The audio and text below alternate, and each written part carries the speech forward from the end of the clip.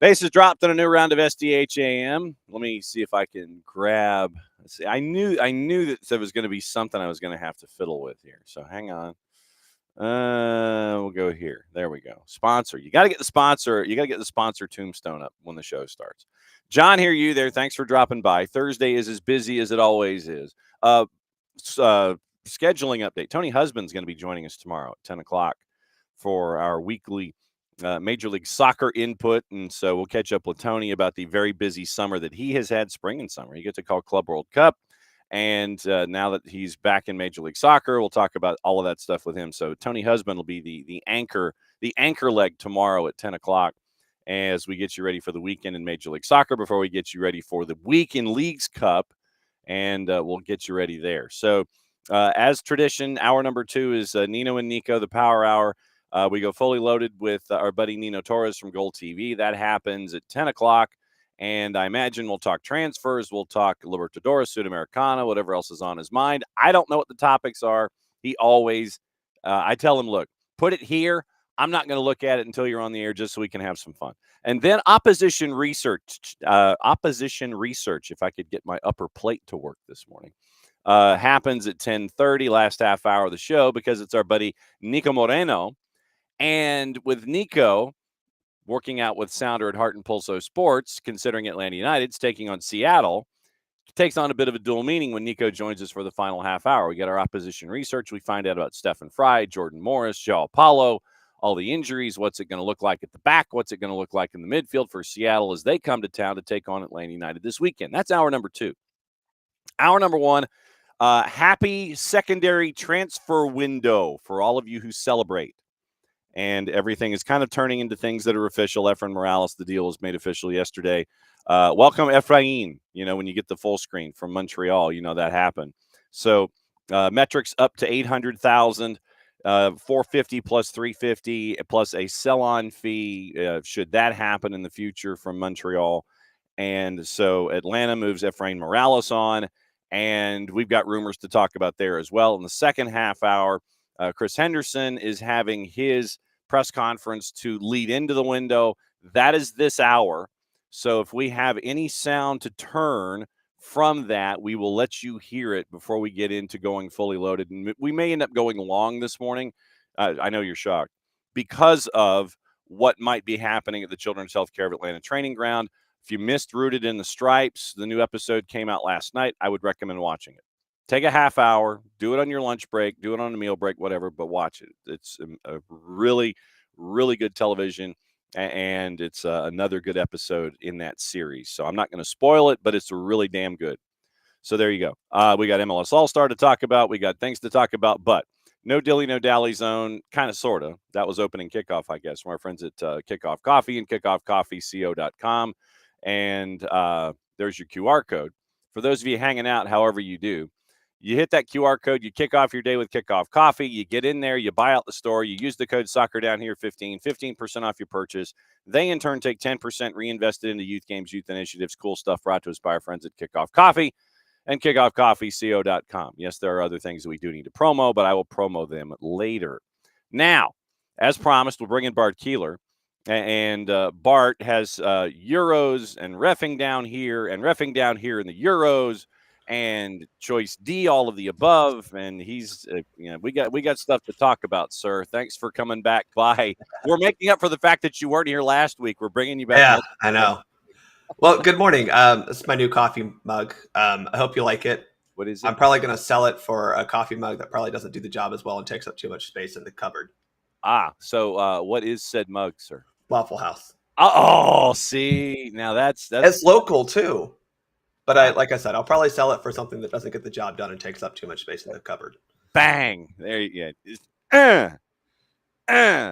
Get your shots in. We know the Euro final. We do. And I'm just going to say that I don't think that there is an angle that Bonmati can't attack with the ball in the back of the net. This was not just an amazing goal individually. I think this was a really good team goal because they made Germany firstly, they made Germany unable to clear their lines a lot during this game. That was something Spain did very well. Germany was trying to play out of the back and could not. And this was an example of Germany trying to build out of the back, escape some pressure, and that pressure cooker did not relent. It felt very Alabama football, where eventually something was going to happen, and it did. It's a little bit of a defensive breakdown in the fact that Bonmati is able to literally let the ball run through her legs, which shows her brilliance. And she lets it run through her legs into the box, and AK Berger is trying to tell her defenders, like, oh crap, like, hey, mark that person. And as soon as she takes a look upfield, Bonmati sees she's about a yard off her near post and just takes a crack at it. Man, that is a smart goal. A little bit lucky, because you could hit that still perfectly and Berger still saves it. But man, that is the type of goal you expect from a two-time Ballon d'Or winner.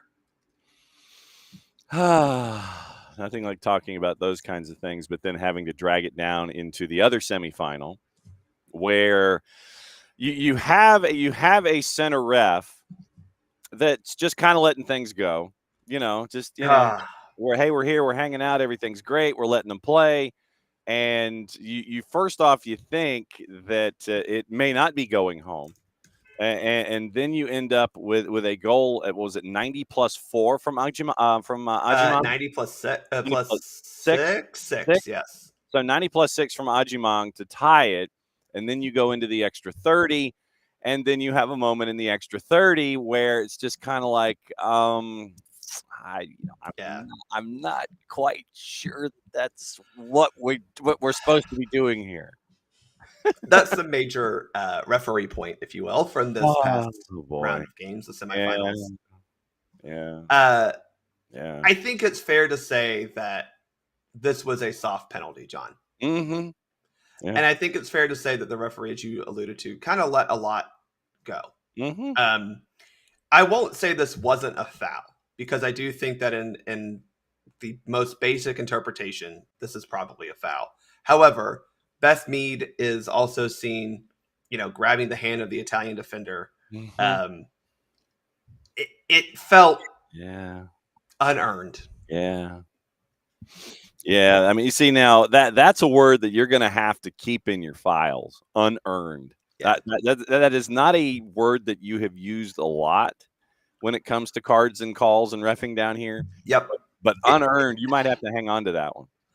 It also, I think, you compound the fact that Chloe Kelly misses the penalty, right? That's saved. And then, I shouldn't say she missed it. It was saved. It was saved. Give the goalkeeper credit. Right. And, she's the first one there for the rebound, as is most likely to happen. Now, I will say this is a change in the laws of the game. If anyone ever asked me a change in the laws of the game that I would want, I would say that on a penalty kick, similar to it's somewhat using the same framework as offside, but in a different way. But basically, if the goalkeeper saves it still, the kicker the kicker cannot be the first player to touch the ball on their team after a missed or saved penalty. That would, because right now it only applies to if the ball hits the post, right? But if it's saved, I think it should still apply, whereas the kicker cannot be the first to touch it. Yeah, that was that. But it's not the rule. Chloe Kelly scored. So. Yeah, and so then you get into that, and so along those lines, and you're reading my notes from this morning. There was I don't know, for folks who may subscribe to the overlap. Jamie Carragher had a massive discussion with a bunch of other dudes in chairs that were like 3 rows up, and it was an interesting discussion about rules that if you could wave a magic wand. Well, I'm adding the magic wand part. But it was a conversation about, okay, what rule would you change, or what rules would you change when it comes to the current state of play? And the one clip that was released to social media has to do with basically, lollygagging or trying to take an advantage, and then sitting there saying, okay, well, if you're going to do that, then I'm going to change possession immediately. I'm going to say, it's like, if you are, let's say, in 2 examples were given, where if you have a throw in and you are, and you're doing, it happens to you, it happens to everybody who's a center ref. You have those individuals who on a throw in, they're going to try and test you. They're going to sit there and say, okay, how far up the line can I go from the point of exit before I make the throw?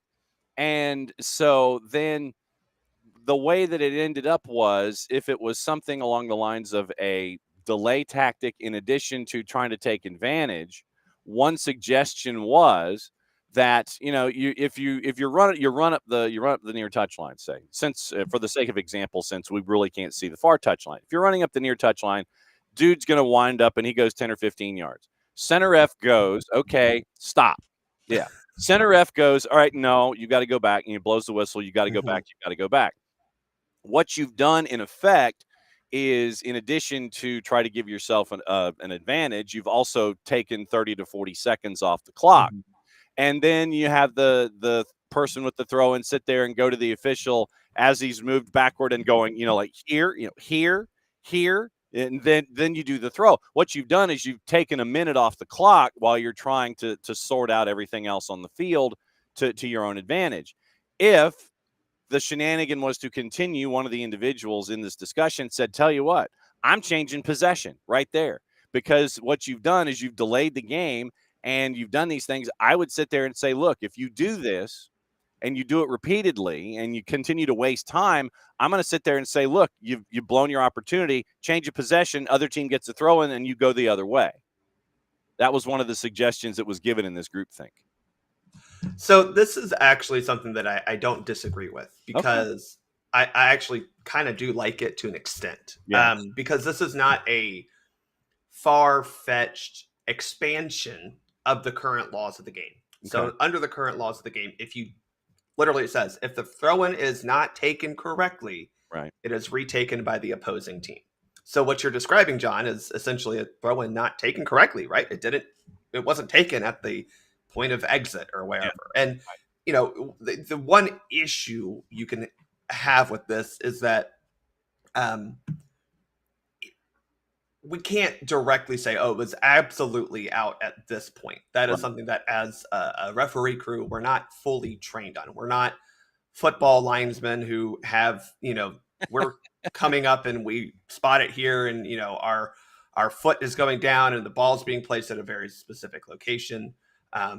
That's not quite what we're here for, right? But we can say, hey, it needs to be taken at this point. Same with free kicks, right? We can't. I can't tell you the exact blade of grass on which the foul was. Oh, committed, come on! I know, but I can say no, it was right here. And so I do agree that if it's an egregious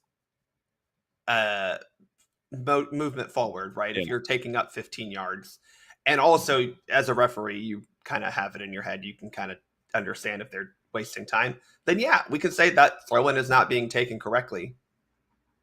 We're moving that to the other team. Again, that's not a weird application of the laws of the game, right? If it says if the throw-in is not taken correctly, which you would argue that is an incorrectly taken throw-in, would you not? Yeah, because if you're killing time and you're not taking it, or if you're trying to take advantage geographically, it's not correctly being taken. Yeah, correct. Okay, so you could just switch it and say, it's the same as all the people who claim about foul throws because a ball may or may not go over someone's head directly. Okay, so this is another.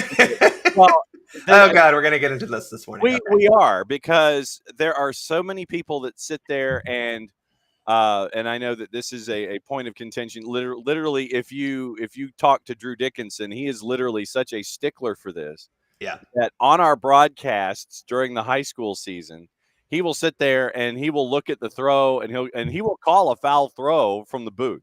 He will sit there. It's like foul throw, but the ref leaves it anyway. And Drew comes from a time that was important. So, I mean, Drew is like, he is locked into these kinds of things. Please, for the love of humanity, break down what you're supposed to do, what constitutes a foul throw, and what constitutes a fair throw, for lack of. Yeah. Well, here, I'll tell you. Okay, cool.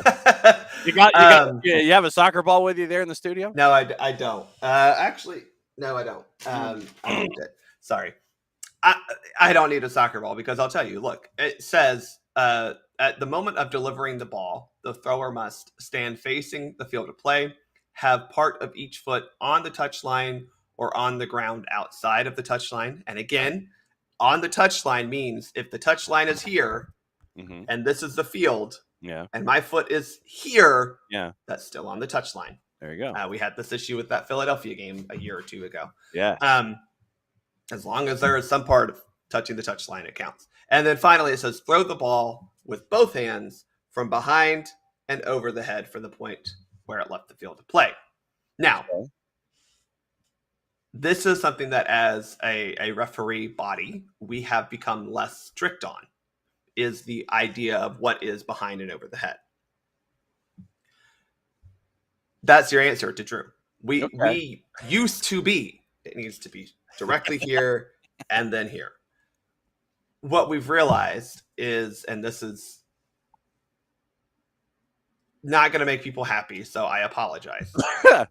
A throw-in is a mostly inconsequential restart of the game. Most of the time, a throw-in results in a change of possession, to be quite honest. Because you throw it in and they take a touch and then they're dispossessed. Okay. So what we've done is, in the effort of just keeping the game going, we're less strict about what defines over the head. Did it come this way? Well, that's still over my head. This way? That's still over my head. Did it go fully back and over? Meh. Over in front of the head is all that we care about. So you can't throw it here. You need to throw it in front of your head. But what counts as front? Is it your forehead? Is it in front of your nose? What does that count? Does it need to be direct, completely straight over and back? No. We've also kind of realized that is if you make it so definitive, then you will have more problems because you're going to miss more. Because if you do this, if you say straight, but then there's slight angle and you don't quite see it. Yeah. Then what are we doing here? So again, if you have an absolute, you're going to get more wrong than if you have gray areas where you go, well, no, you can't do this. You can't literally do, and it does need to do with both hands. Right. But as long as the ball is over and behind your head, you can't come fully from the side. Yeah. It does need to be over your head, but over your head is relative. Okay. And then the other rule that the panel on overlap was discussing has to do with dilly-dallying from keepers, which I know never happens. Well, we have a law modification about this year, John. Yes, and so I want to get into this, and then the idea from the panel was to kind of be a little bit more enforcing when it comes to time wasting, and then remind the keeper, it's like, look, hey, you do this, then this turns from a goal kick into a corner, and I'm tired of your shenanigans. So that was to enforce that more, I think, was what the panel was looking into. But what was the modification, sir? Yeah, so you just said it, right? The modification is a goalkeeper cannot have the ball in their hands we have extended it a little bit to say 8 seconds. Sure. It used to be 6, and that was wildly not applied. So what we've done is we've been more strict, given them a little bit more time, 2 seconds, and we have to count down. So 8, 7, 6. So 5, are you 4, literally? Is it vocal? With our hand? Okay. With our hand. Now I will probably also be vocal because I'm dealing with kids who barely know what soccer is at this point in their lives. I mean, and some of them who I don't know this about teenagers, John, but they have this filter that they don't listen to adults. What? Abby, I think you could probably go in on that. Alex, you could probably go in on that as well. Actually, Alex could definitely go in on that right now. But they have this filter where they don't listen to adults. So I need to be both vocal and visual with my signals. But but the law just says visual, and you're supposed to count. You go 5, 4, 3, 2, 1. At that point, if they have not released the ball, Right. it is now a corner kick to whatever side they are closest. Okay. So that is the modification to the laws of the game. Yeah. And yes, but is it really being enforced, if that makes sense? so it is literally happening right now. You saw this during the Club World Cup. Yeah. And That was wild. and we will be enforcing it going forward. Now, MLS is not going to use this, and this is one of those reasons why I think you will see the owners eventually vote to change to the calendar that makes sense. Right. And you will not see this until the 2026 season for MLS. Right. But it will be enforced starting this year in all these European leagues, because we are currently, in this right now, and it's actually being enforced in Women's Euro as well. So, I don't think we've had any penalties from it yet. No. Mainly because I think that's the point, is that the goalkeepers are aware. Okay, I got to get rid of it. Now, I will say that this means we just had some training on this. It is not the moment the goalkeeper catches the ball. It is the moment the goalkeeper is standing up and able to then play the ball. So, okay. I mean, you're still going to have the Brad Guzan catch the ball, fall down. Yeah. I've always wondered, and this is a question that I need to give keepers. When did the whole catch ball fall down thing happen? Because traditionally, I blame the Spaniards. I don't know why. They just seem to be the ones to blame for time. I blame you. Yeah. But I blame it. Maybe it's an Italian. I don't know. But hey, European. Yeah, I don't know when it came about, but it's something that it's not even something that I was taught until really my high school days. Like, this sounds bad, but when you're young and getting goalkeeper training, you shouldn't be talking about that. I mean this sincerely, right? This didn't come about until I'm in my high school days, where I had a goalkeeper coach who was at my high school, and that's something we worked on, because at that point we are trying to win games. Mm-hmm. We had some parts of that in my older club days, because again, you're learning how to win games at this point. Right. I don't know if Chiefs coach Steve is in the chat, but if you ever see him, he would agree with me. We don't need to be teaching kids how to waste time at the 9, 10, 11, 12, 13, 14 level, right? Yeah. At the very least, time wasting is, hey, don't hurry. Yeah.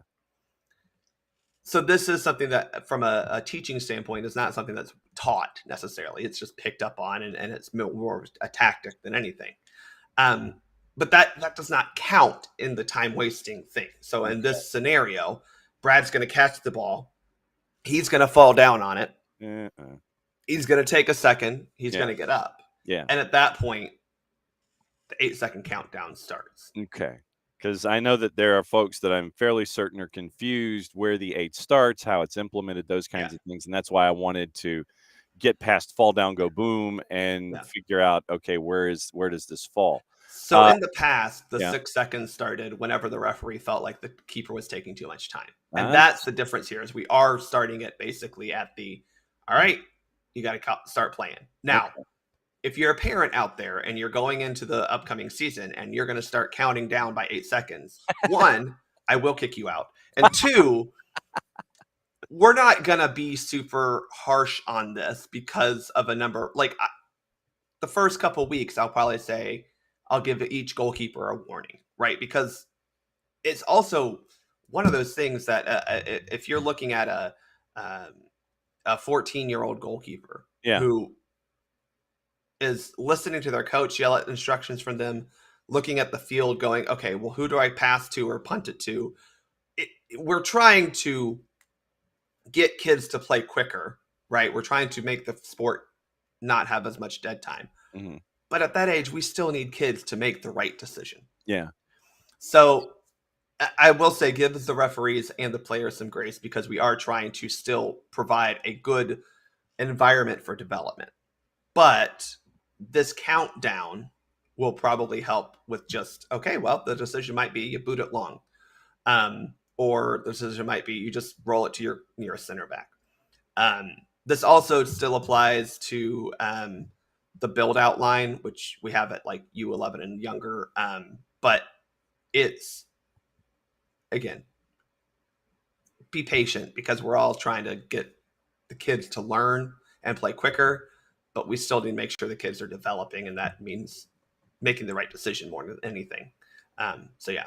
Yep. And David says it's also the same as the 10-second sub rule does clearly not start when the sign goes up, as it was clearly over 20 after that during the Charlotte match on Saturday. Well, Charlotte, as we've established, are a bunch of low-down dirty cheaters from up north. Yes. So the fact that they got a little bit extra time is understandable. Yes. Mm-hmm. The time for the substitution does not start until the player is informed by the referee, basically. And then the substitution, the trying to encourage players to leave at the how is it that it's phrased for you? Not the most convenient exit, but the nearest exit. The closest exit. Closest exit point. Again, just exit the field, step off the field at the closest point, basically. But then you have dudes that want to sit there from the far touch line, and they're like, "But no, my bench is over there." Yeah, and yeah. Personally, I would say I'd rather just get off the field and walk, but I understand, again, these are time-wasting tactics, and they're going to say, oh, well, I'll go off the center of the field. Again, there's a lot of gray area to that, because what is closest if you're, in between the center circle and the top of the 18 arc, right? What's closest. And so, it is. But that doesn't mean you shouldn't have a little hustle to get done. So, I mean, come on. Again, the goal is to have less dead time within the game. But it's also incumbent upon the center ref to add the time back instead. Right, which, again, is the issue of if the ball is live and in play, especially when we're talking about a goalkeeper, we're not adding that back, right? The ball is in play. So this is an effort to try to make sure that we're not even losing dead time to those types of instances.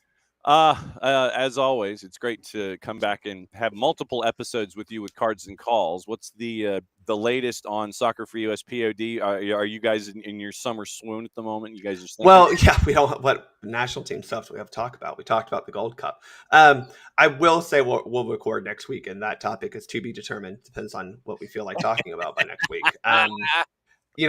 We may go back to the old. Seems to be a topic of conversation a lot on Soccer for Us. Look, U.S. Soccer loves the locations they choose, and they have a couple coming up that they frequent a lot. And we have a couple of guys on our podcast who study this greatly and have suggestions. But we have for U.S. Soccer, I think, a lot of questions that need to be answered going into the fall, and most of those are player related. So it'll probably be something around like. We are in the throes of a transfer window, so maybe we have some actual updates by then. But we'll be talking about individual players and how they can improve themselves. Because, look, I think this applies to Atlanta United, so I'm sorry for making this corollary, but you can look at coaching all you want, right? But at the same time, players got to play well, and I think it's fair to say that U.S. national team players have failed to be the stars they should be. And I think that's applicable to Atlanta United at points as well. Yeah. But that'll probably be what we look at next week. It's just individual player stuff. Yeah, I'll stipulate to that. And, you can always workshop it on Monday when you come back at 10 o'clock. Correct. So we'll do that. As always, my friend, it's great to have you on. Great to have you on more than once to make up for the fact we didn't have you on at all last week because of the world getting in the way. So please enjoy your Waffle House mug. For the rest of us, and scattered, smothered, covered, chunked, and top triple order hash browns is usually the way that it goes.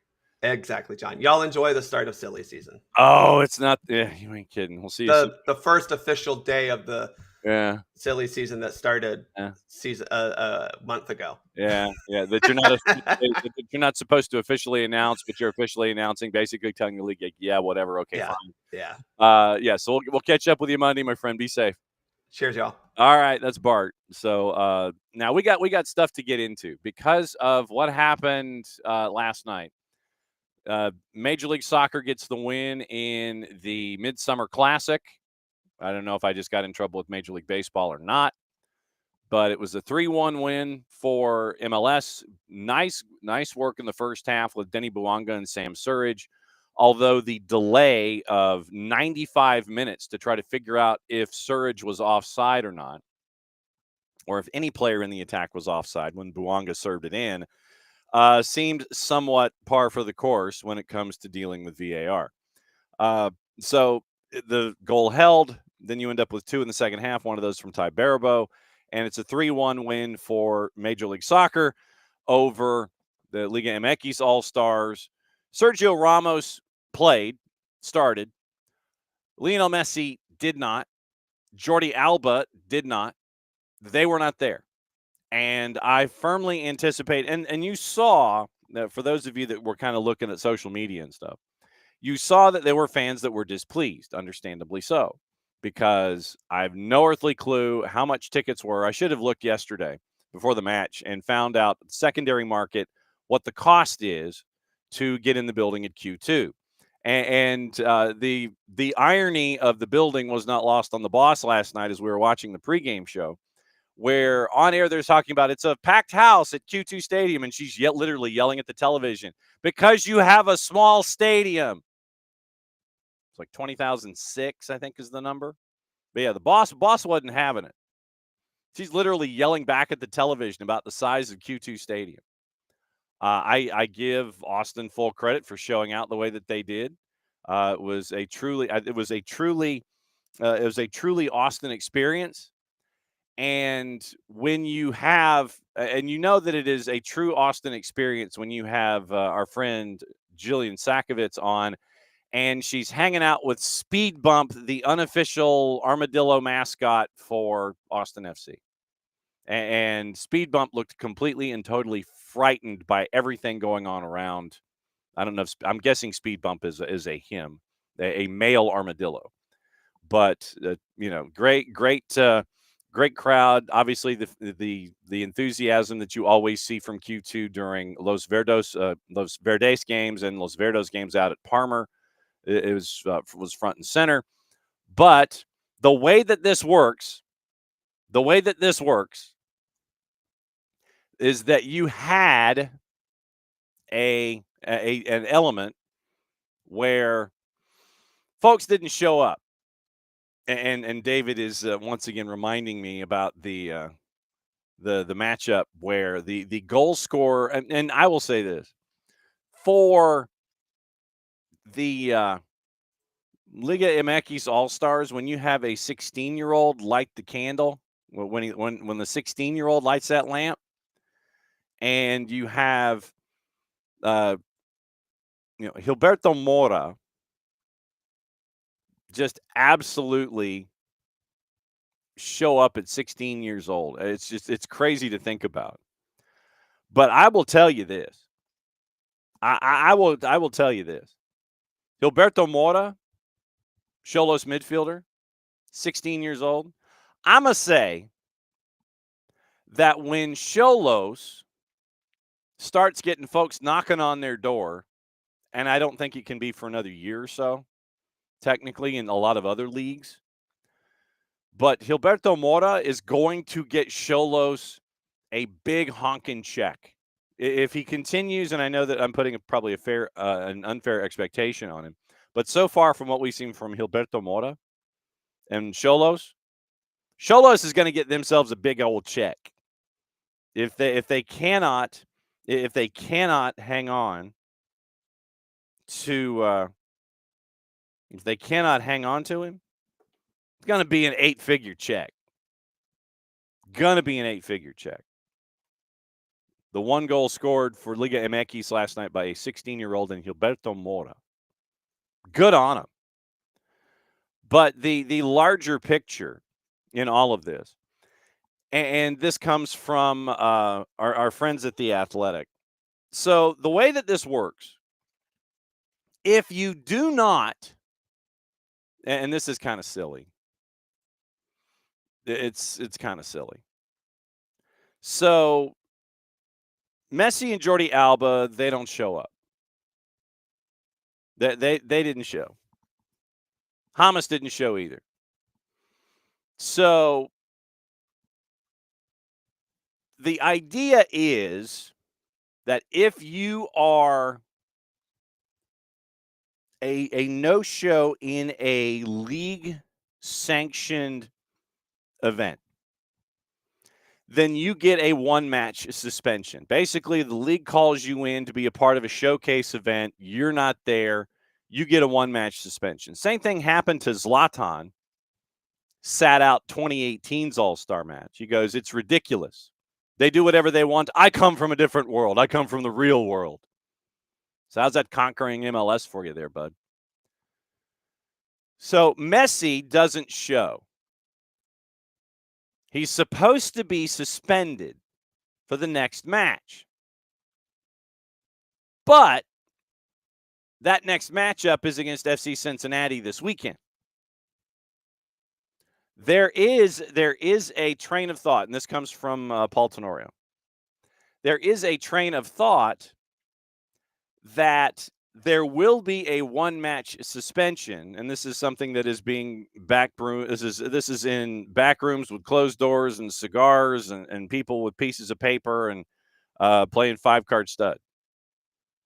But there apparently is a train of thought that, yes, Lionel Messi will get a one-match suspension. It's just that it won't be this match. It'll be a match, just not this match. If that does, in fact, happen, it reinforces that the tail is, in fact, wagging the dog in this case. Messi and friends have not said Messi is injured. Didn't say that Jordi Alba was dinged. Probably should have. Kind of leading into it, considering all of the matches, all the minutes, all the things. All of the matches that Messi has played this year, all the matches Jordi Alba, all the matches that the Gulfstream Galacticos have played, they've logged a lot of minutes. You'll remember when the San Antonio Spurs had David Robinson, Tim Duncan, Tony Parker, Manu Ginobili. You remember that era? And you would have Greg Popovich. And Popovich, they'd be on like a roadie or something. And the guys wouldn't come on the road trip. And Popovich would say it's load management. Or they would go on the road trip and they wouldn't play. And they'd just be sitting in street clothes at the end of the bench. And you would see in the box score, load management. Or whatever you want to say. But nothing. There would be no. Other than fan anger and angst about not, being able to see David Robinson, Tim Duncan, Tony Parker, Manu Ginobili. The NBA league office would sit there and say they wouldn't really do anything about it. It's just how it is. And a lot of other coaches in the NBA learned from Pop about these kinds of things, and it's like, look, I'm going to sit my guys. I have a larger thing at play here than, having my guys spend more minutes doing more rondos and then being in Austin, Texas. No offense, Austin, Texas, for an All-Star game that doesn't mean nothing. It's not like Major League Baseball where winner gets home field advantage in the World Series. There's nothing there.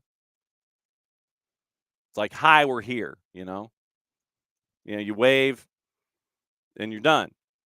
No such thing.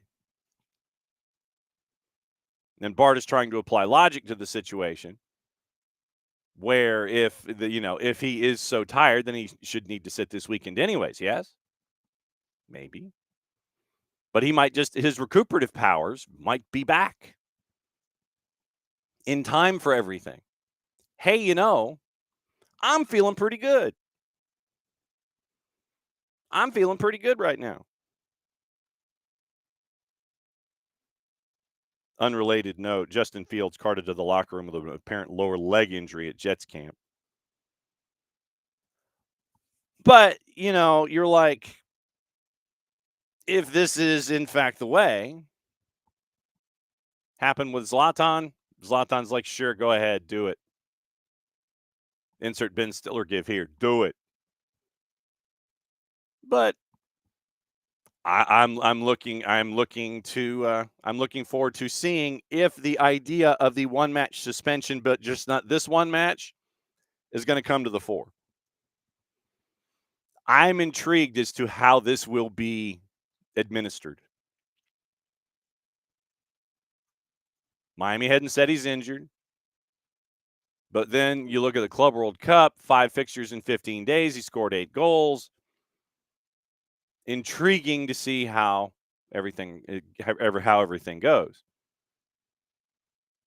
Hamas, not being there for Club Leon, he was the difference maker. It could have been a tighter match.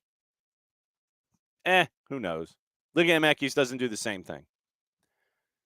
So you're looking. Liga MX is just like, yeah, fam, okay, great, whatever. But I am looking at Major League Soccer. I will be intrigued.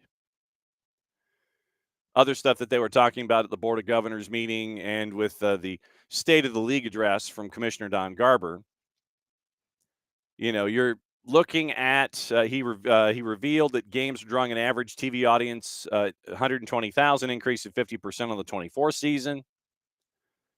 Competition wants to adjust the playoff and roster systems, but once again, talking about the switch to the rest of the world calendar. Probably is not going to happen until obviously after the World Cup. Wouldn't happen in time for maybe for the 27 season. No official vote taken. Tenorio at the Athletic has 27 of the 30 in favor of the switch. So you figure it's going to happen, just you don't know when. The ruling, Abby, is that for something like this, here's how it rolls. MLS rules have long held that anybody declining an All-Star call-up for reasons other than injury will be hit with a suspension. And that was why, when Zlatan got dinged in 2018, he's just like, yeah, whatever. And so and Abby, I think that's the massaging of the rule where you decline an All-Star call-up, it is a suspension. So Messi and friends probably in the Court of Arbitration for Sport could sit there and say it just says a match. Traditionally, the way that it works is if you are suspended in Major League Soccer, if you get dinged, then it is for the next match. In theory, if you get two yellows, turns into a red, you're leaving a match. The next match is the one where you serve the suspension. If you don't show up for an event, this is where the logic is. Because it is probably not securely defined, league may be operating under the assumption of, well, you're suspended since you didn't show up for this match. Traditionally, you're suspended for the next match. Messi and friends lawyers or whomever could sit there and look at the rule book, or Messi and friends front office can go, well, it doesn't say next match when it comes to All-Star. It just says a match. And so you're probably going to have some backdoor wrangling, and it's like, oh, okay. And then if the league gets busted on this, they may change the wording in the ruling. They will probably have to add the next match in quotation marks. You'll probably have to add those three words, the next match in your calendar, or something, some kind of a clause to add to it, to add to the specificity of the event that you're going to have to skip. I think we are all operating under the premise of the rules of the game and the laws of the game, where two yellows make a red, you're suspended for the next match. So that's, So literally, I think that Alex doesn't think it's going to get to billable hours. I don't think so either. It's probably just going to be like somebody like Mascherano or somebody in the front office for Messi and friends sit there and open up the book and go, it doesn't say next. It just says a suspension. It doesn't say when. It says a suspension. Literally, you're going to come down to how it is worded in the book. The gospel according to Don Garber, they're going to open it. They've probably already opened it in Fort Lauderdale. They probably opened it 2 days ago, frankly, when they were looking at, okay, do Jordi Alba and do you guys want to go? All right, well, we'll look at the rule book. So when they were looking at travel plans, they probably opened up the gospel according to Don Garber. And it was probably, chapter 8, verses 7 through 10.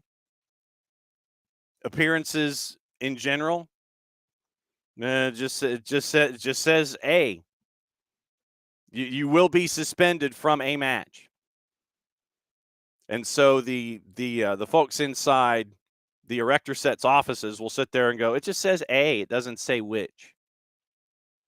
So you could have a situation because of how things are worded, letter of the law and all that. Yeah, and David, you are correct. Next league match is the only logical conclusion. Most of the things apply to matches that include the same domestic clubs. Champions League suspensions do not apply, vice versa. EPL suspensions believed carry to FA and Gummy Bear. Yeah, we're approaching this. We're approaching this logically. We're approaching this as we have seen this in all of the years that we have watched the sport. But when you are in a chase for a title and a pie plate, you're going to look at the words. You're going to sit there. It just says a. It just says a game. It just says a one match suspension. Zlatan, frankly, probably didn't care back in 2018 which match it was. Fine, soon give me for the next one. Gives me a chance to rest. So they're going to be attacking the grammar that is used in the book, and it's probably going to be a very quick discussion. Just says A, doesn't say the next. Probably just says A. If we had a copy of the book, you know, the rule book that they look at. Yes, David, it is true. Logical conclusion, but this is not a logical situation. It is probably going to be a match, not the match, for both Jordi Alba and for Lionel Messi. So let's take a peek at the matchups in the future for Messi and friends. And let's find out what is the most inconsequential match that they have on their schedule that could be the one where you see some sitting. Let's see. You get through Leagues Cup. You've got the purple team. You've got LAG at home. You've got DC. It's probably that one. It is probably the DC United match at home, or, well, it's either LAG at home on the 16th, but it is listed, looks like it is the 16th of August is a Saturday. Okay, so LAG at Miami on August 16th. The matchup in DC on the 23rd could be the matchup in September at home against DC United. Could be the quick turn against Toronto at BMO on the 27th of September. Those would be my guesses. So there will be they will look at the calendar. Probably won't do anything immediate.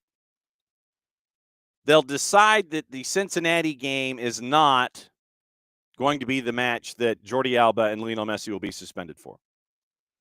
The league will be taking it under advisement. We will be looking at a suitable solution for all parties involved.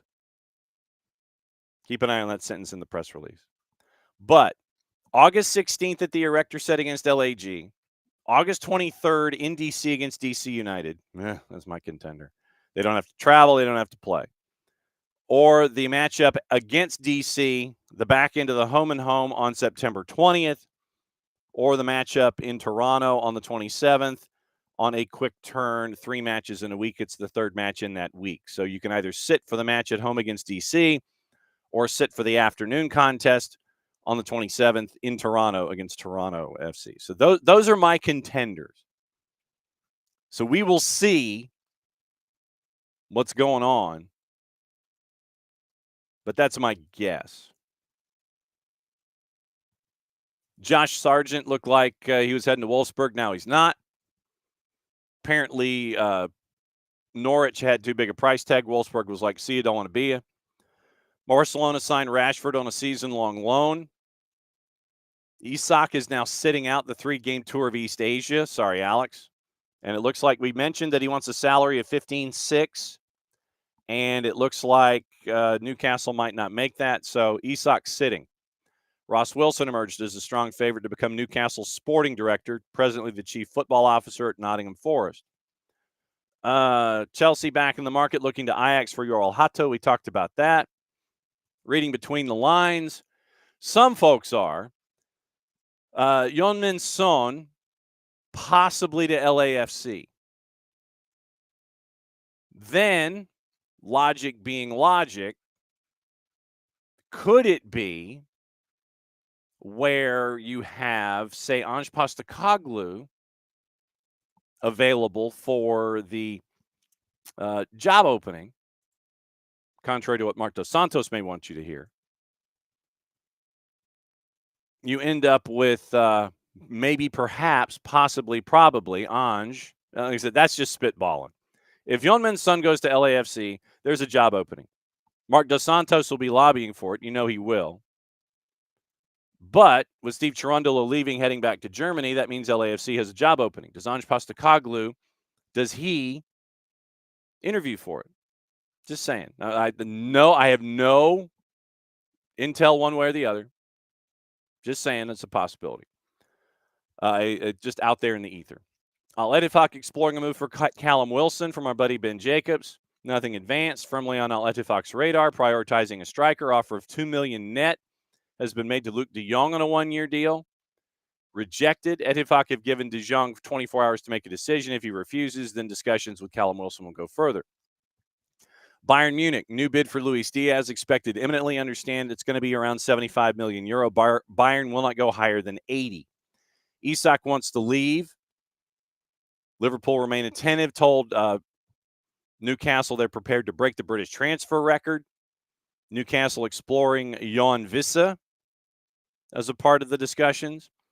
Isak is not prepared to commit to fresh terms. Like I said, we mentioned 15-6. RB Leipzig's Luis Openda, 2 players targeted as well. Brentford want 40 million plus for Vissa, pounds, who wants to go. Newcastle preparing a new offer of over 30, having seen a 25 rejected earlier in the week. Liverpool not ruling out a former bid for Isak, who Newcastle insider stress is valued at 150.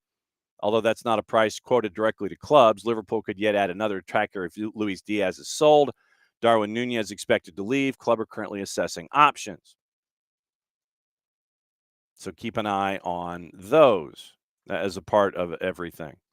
Harburg Group has completed the transaction of Saudi Pro League side Al-ATLUTD, led by the Ministry of Sport in collaboration with the National Center for Privatization.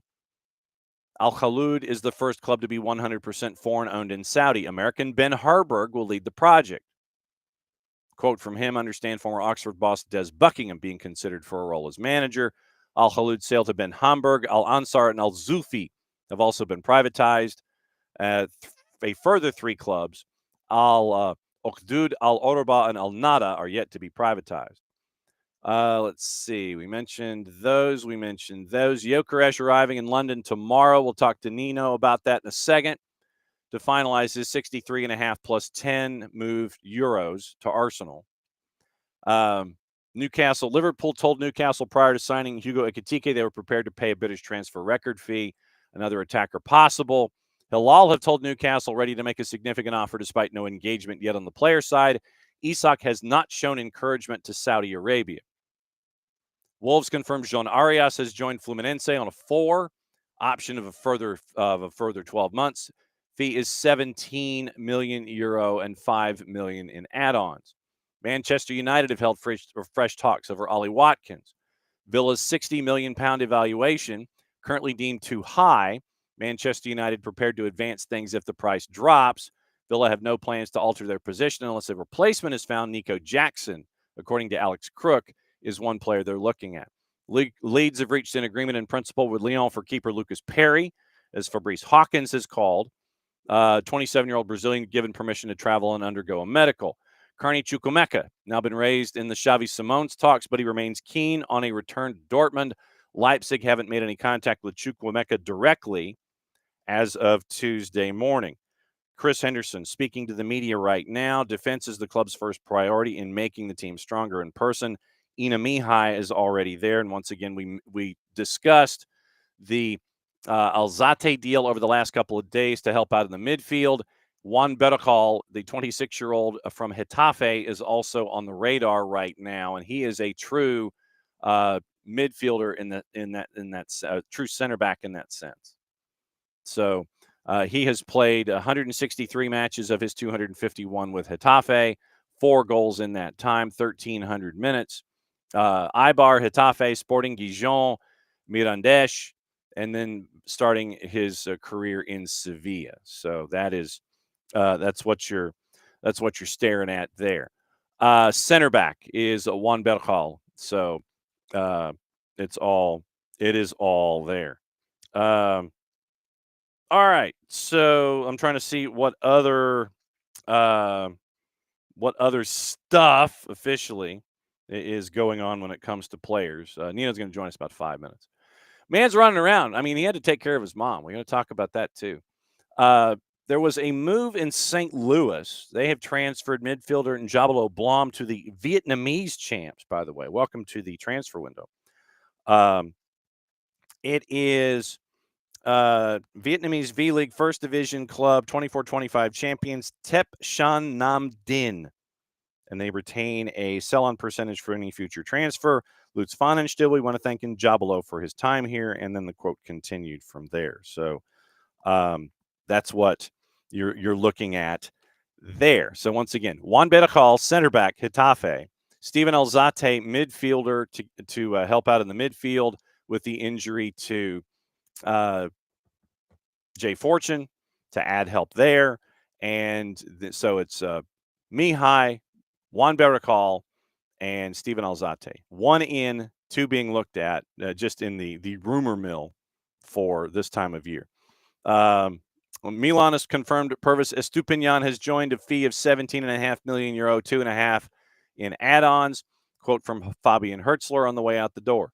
Benfica continue to work on signing Joao Felix. Talks held in America during the Club World Cup with Bruno Lage, confirming interest in a return.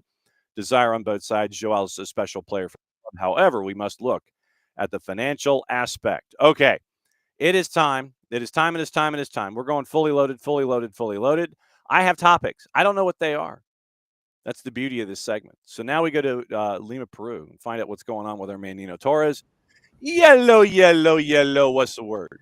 Yellow, soccer down here, fans. It's an absolutely gorgeous morning in Lima, Peru, especially in Matute district.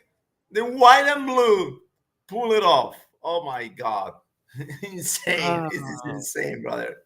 The man texted me, the man DM'd me, and he's like, do you see this? 3-1 win in the aggregate over Gremio. And so he was slightly excited about that, and understandably so. First things first. How's your mom? How was the visit? And did she work her way into the match? No, she didn't. No. I convinced her. I had to convince her, right? I was like, no, we're not going to this team. She wanted to go. She was, I'm okay. No, you're not okay. You're not okay. All right. So I got the doctor calling, hey, Mom, you cannot go to the stadium. Once she heard the word from the doctor, she was like, all right, okay. I'm gonna sit down here. I'm gonna watch the game with a cup of tea, and okay. We're gonna be quiet here, and we won't. So, just checking. So, how is she, by the way? She's so good, man. She's better. I mean, she's healing. Everything is in place. The post surgery, everything is taking the right steps to fully recover. So it's gonna be a while. But they're gonna remove the stitches from one of the cuts. Let's see, when is it? Next week. And they're gonna remove one of the pins in August, and then the other pins are gonna stay there for like I don't know how many months, man, like 4 months or so. Okay, but, she'll be all right. All right, I have the topics. I have the topics here in my hand, and so we will pursue them here in order. Alianza Lima and the reasons of an epic night in Porto Alegre. Please elaborate, sir. It was a massive night, and now I want to hear from all these doubters, right? They were criticizing big time Gorosito. And why are you using an alternative team? And in the Liga Uno, we got to win every single game in Peru. This is why. Because you reserved your best player, your best 11 for the most important game of the year for Alianza Lima, and it paid off. Decisions. Managerial decisions from Gorosito that has been criticized from the very get-go. He didn't even put a foot in Peru. And everybody was talking, oh, this is a bad signing. Why are you bringing Gorosito? Why are you this and that? Gorosito is playing with Alianza Lima 16 international games, right? Because the qualifiers, Copa Libertadores, Copa Sudamericana player, he took down juniors in Buenos Aires. He took down Gremio in Porto Alegre. Show some respect to your coach. All right, that's number one. Number two, Hernan Barcos with another yet epic late minute goal for Alianza Lima, proving one more time what I've said for many times. I'm saying this, that Hernan Barcos is the greatest. Listen to this, Johnny. This is the greatest signing in the Liga 1 in the last decade. All right. No one has been more influential than Hernan Barcos for any team in Peru since his arrival. When was that? 2022? 2021? It's been 5 years. 5 years since the arrival of Hernan Barcos to Alianza Lima. Absolute the best signing. Number three, the return of Sergio Peña. To Alianza, to Peru. He's one of the part of the group of the national team players that are returning to the original league. He is the mastermind of this Alianza Lima. He is the mastermind. He came back. He's not wearing the number 10. He's wearing number 18, but he plays like a 10 because he is a 10. He is an attack. Attacking midfielder for Alianza Lima. Dominating the second leg. Then when we pull it out of the pitch last night, and we were like, "Oh my God, you're gonna do this?" And again, Gorosito proved us wrong again. That's why he's the coach. He made the right decisions last night too. And the last one, not the least, is the impact of the Alianza Lima fans that they're having on this economy for the club. Since after the pandemic, the year after the pandemic, Alianza Lima, and they have more sellouts than Universitario. They do. I'm gonna say that. I'm a big Universitario fan, but you gotta give credit to the Alianza Lima fans. They got a smaller stadium. Their stadium is 30,000 only, but they sold out the stadium. They sell out the stadium almost every single time. I mean, when you consistently bring 30,000 people, if it is a Sunday morning, you got a game at 11 in the morning, you got a Monday night soccer, you got a Thursday night, you got Wednesday in the afternoon. Every time you sell out your stadium, you bring money to the table, and when you bring money to the table, you can bring better players to the roster. So, how do you? And I know you mentioned Universitario, which leads into topic 2. We'll get to that in a second. Yeah. How do you navigate these 11 a.m. games? Because seriously, when I look at the grid, you look at me like, what? And I'm going, do you guys have like businessman specials where folks are going out for lunch? Are you doing matches for kids and education there? I mean, this is stuff that's regular, that are more late morning matches during the week. It's insane. I don't know. I don't know why. What's the reason behind that? I have no answer for that. I mean, I don't know why. What's the reason behind this? I have no clue, man. I have no clue, because the only thing is when they play in Piura, which is the north shore of the country, they try to put the heat factor in. Okay. You're gonna play at noon on my turf, 95 degrees, no water breaks. This is the way we play here, right? And by the way, that team belongs to the vice president of the Peruvian Soccer Federation. So he might have an insight. Got a little bit of a favorite in there because of when he wants to play his games, which is just a little bit. It's a little bit. So then Dances with Wolves in Universitario. What is up with that? Brother? Uh-oh. It's crazy because Jan Ferrari resigned, right? He's like, I'm done. Bring someone else. But the problem is that right now, Universitario is so attractive for crooks and thieves because there's a lot of money coming. There's a lot of money that Universitario Deportes is generating in Peru. This is a club that Ferrari went out and said, you know what, we don't need TV rights. We can even with the money that we're bringing in, we don't need TV rights.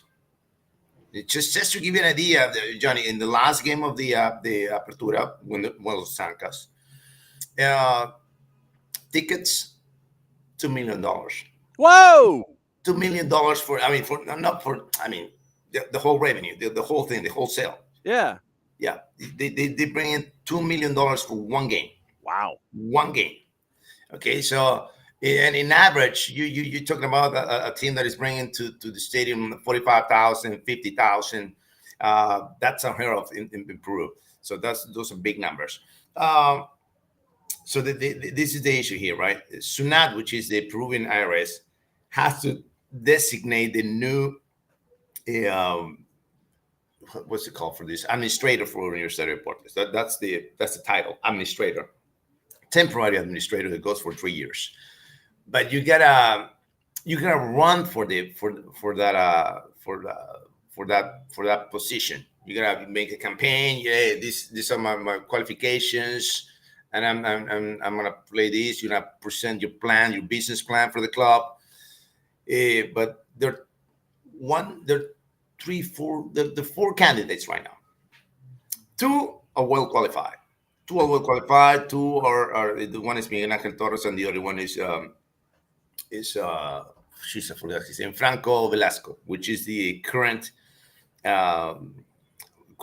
attorney for the administration. Okay. And but then the other two, Jesus, mama.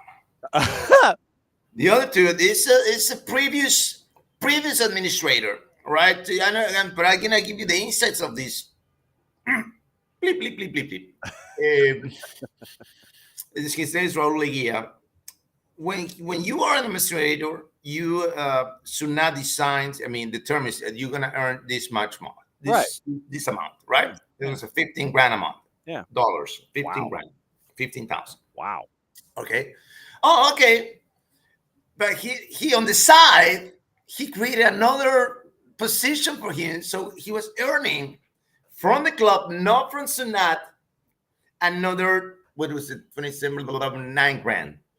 So 15 from the Peruvian IRS plus 9 from my side. So he was getting double income. You know, he got a stream revenue. That's not the way it works, brother. All right. So that's one. And the other one, I forgot his name, but he's related to the construction company who built the stadium that the Universitario Deportes already paid him. The debt is already paid off. Okay. And they're saying that, no, you still owe us like, I don't know, the $20 million, but we pay you $35 million. What are you talking about? No, you still owe me 20 because of, I don't know how the math works for that company. I don't know. But yeah, those are the ones that they're on the trenches, ready to jump in and ready to because they see the money that is generated. Oh man, could you imagine if we were stealing that kind of money before, when the club was almost nearly bankrupt? Now that the cash is flowing from everywhere, oh baby, we're gonna make a party here. You know, you're gonna be the Jordan Belforts of Peru in here, right? You know. I know, $288,000 on two sides.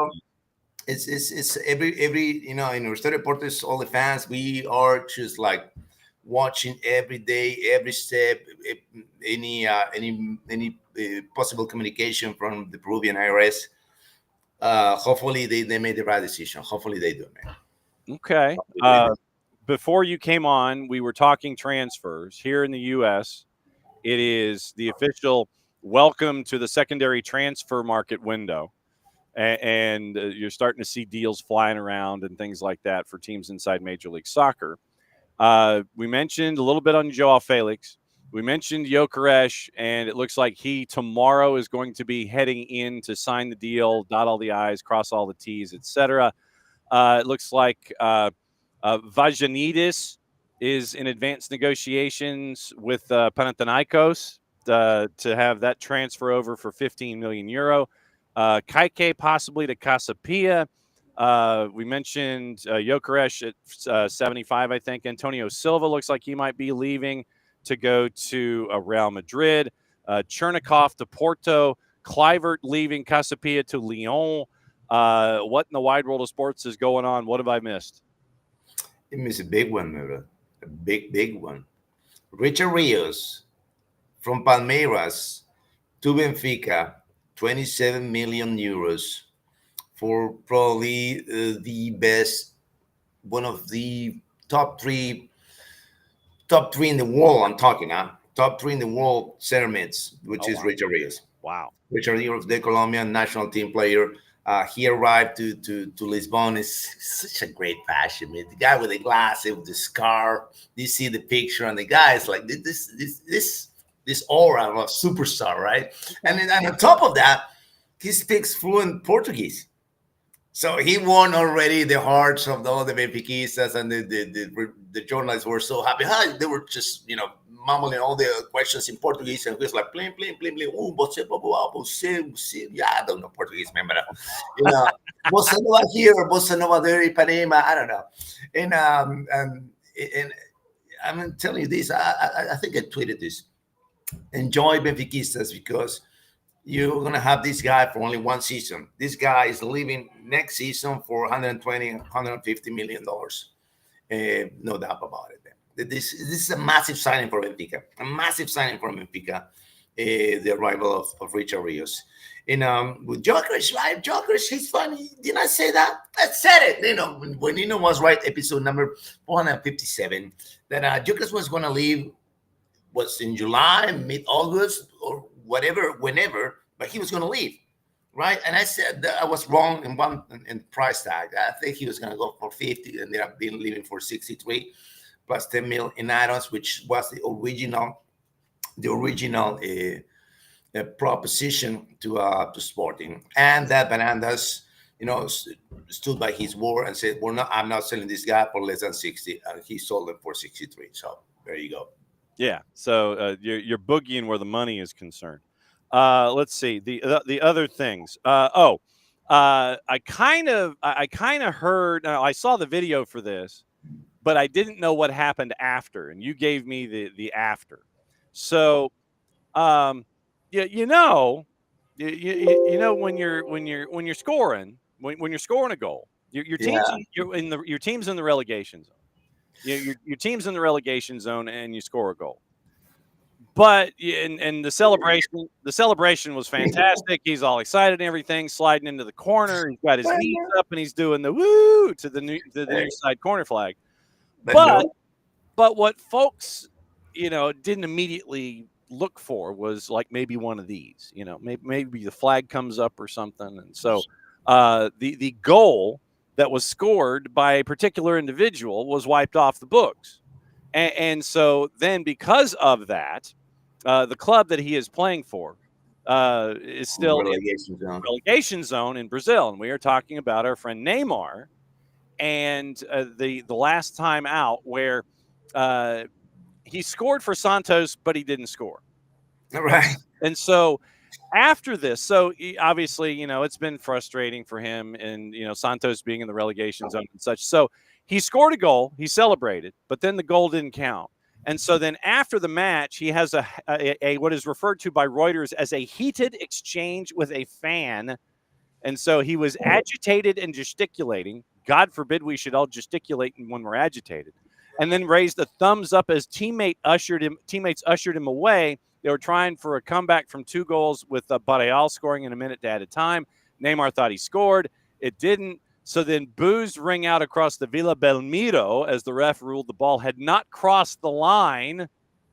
And so Santos are 17th, and the bottom 4 are relegated to Serie B. He's this Neymar is this close to being attached to a club that could be blank and relegated to Serie B. When was the last time Santos was relegated? Yeah, let me tell you something. I know that that Santos is not going to be relegated with Neymar. Okay, first off, it's going to be a long drama season for him, but in the end, he's going to pull it off. All right, but let's clarify that first, right? Because he's not going to let his team get relegated. He's not going to let it happen. All right.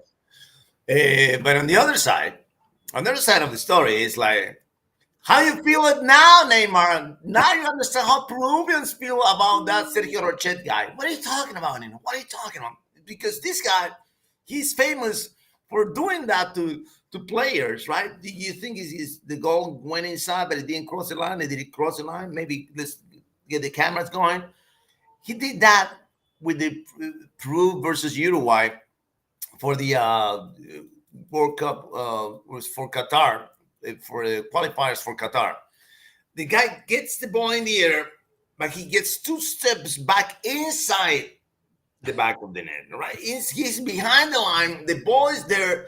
But you know what?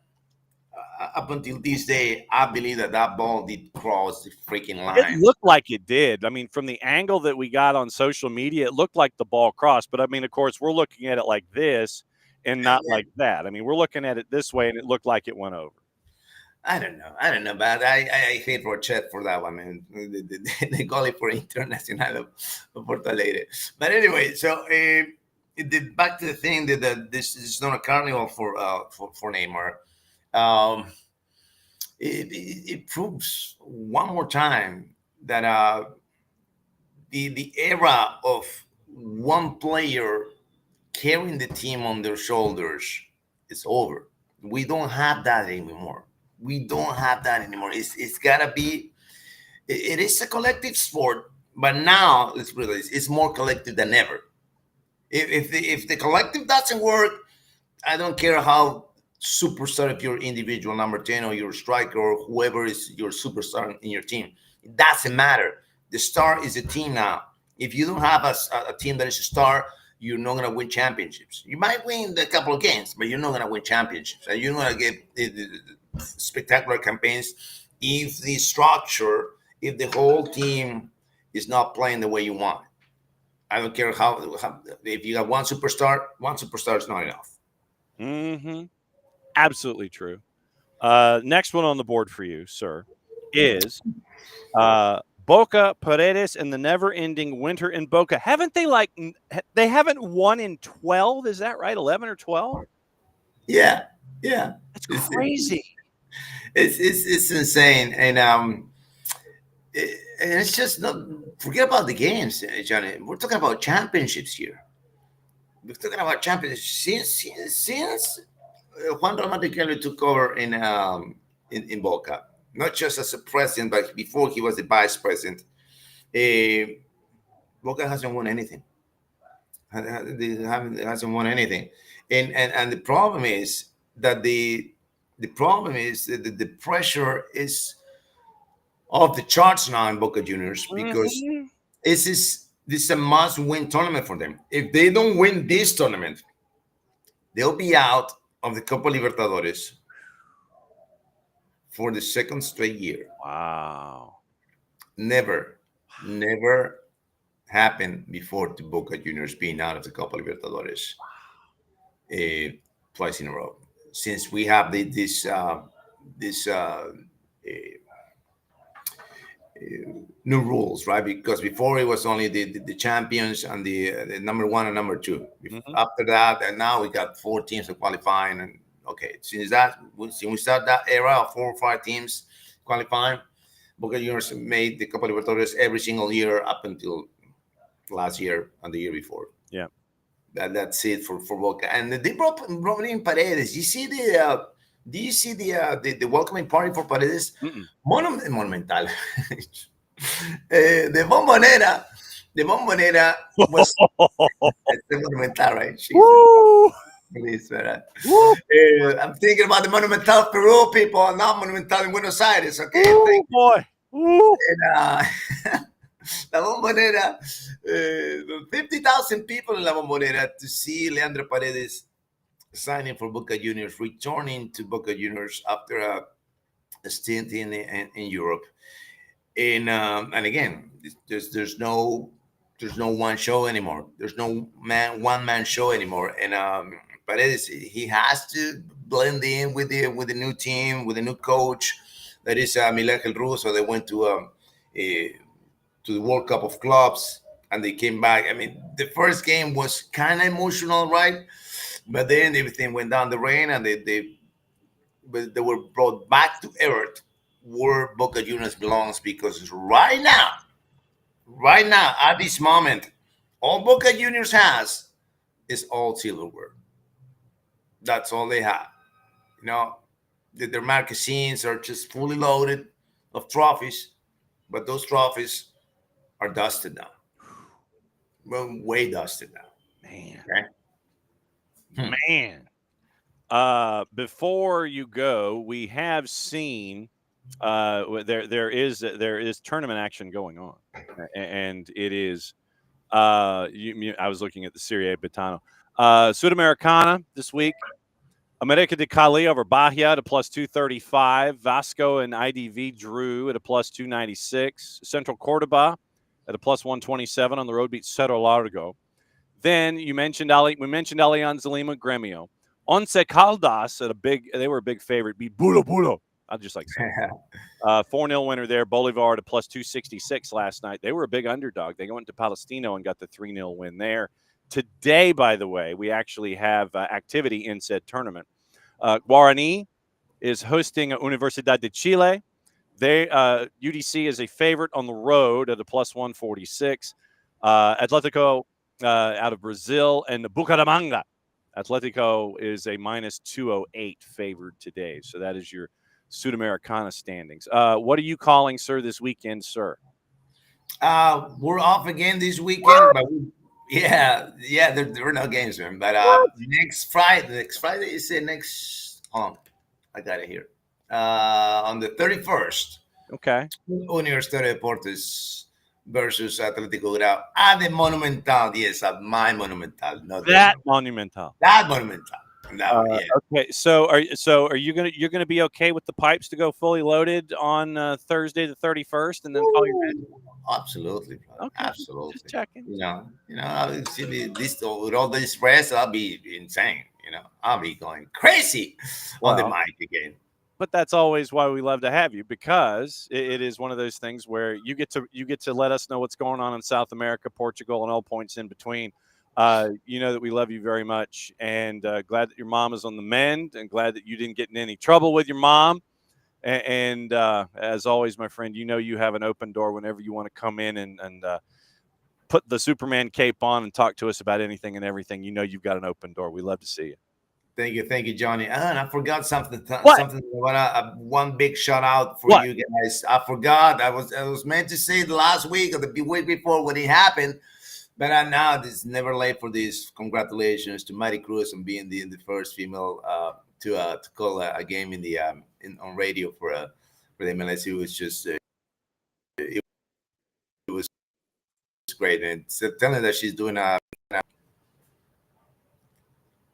and with that, it's a very good. All right. Cool piece of history as always. We'll catch up with you next week, my friend, and we will continue to roll the stories and go fully loaded. Be safe. We'll see you soon. All right. There goes Nino Torres. And okay, so this morning, Chris Henderson is having discussions with the media, and Maddie and Jason are there. And so we're going to play some sound before Niko Moreno comes in to discuss what is going on. And it's 2 sound bites, and I've got to load them in here. So give me a second, and let's see. Handy on TIX. So there we go. All right. So I need to load 2 sound bites. One of them is a question having to do with the with the season ticket increase, with the cost there. And then there's a question from Jason to Chris Henderson, and those are going to be loaded here when I can find them. So, all right. So that one, and hang on, and here. All right. So let me load these sound bites. Chris Henderson addressing the media this morning at the Children's Healthcare of Atlanta training ground. First and foremost, here's Jason's question to Chris Henderson about state of affairs going on right now. This was this morning at the Children's Healthcare of Atlanta training ground. Jason, playing off of that a little bit, in your time in the league, and especially over the last few years, how have you seen the kinds of players that you have to go get to be successful in this league change? Yeah, good question. I think what I've noticed in the last 5 years is that players now are wanting to come to MLS from around the world at really good age, in their prime ages. And it wasn't like that before. It was, oh, I'm going to play 1 or 2 more years and then I'll go to MLS.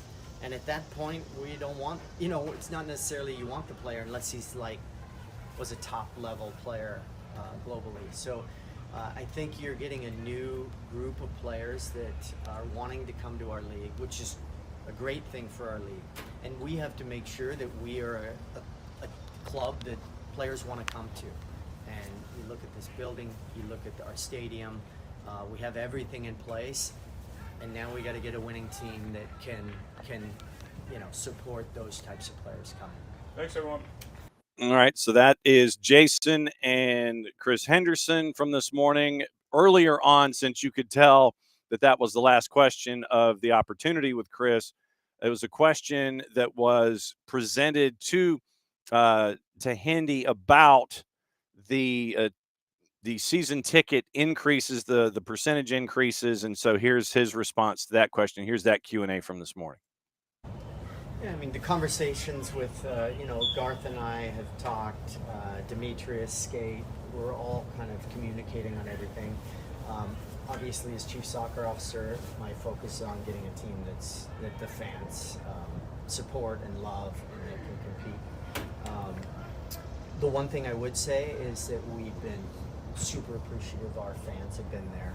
Every single game, our fans are there. The atmosphere that they have in Mercedes-Benz is I think, one of the best in the league.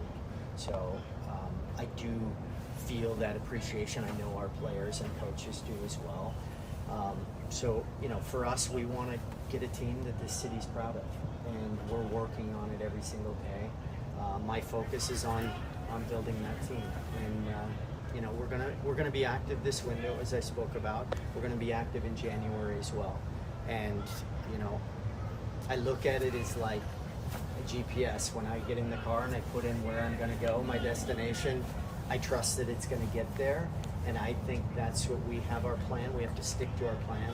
There may be some moves that happen as we make moves that people are like, I'm not sure if I understand that move, but hopefully, as this plan comes together, you'll look and you'll see the replacements or the other moves that we make, and it will start to become clear of, okay, now I see what they're building.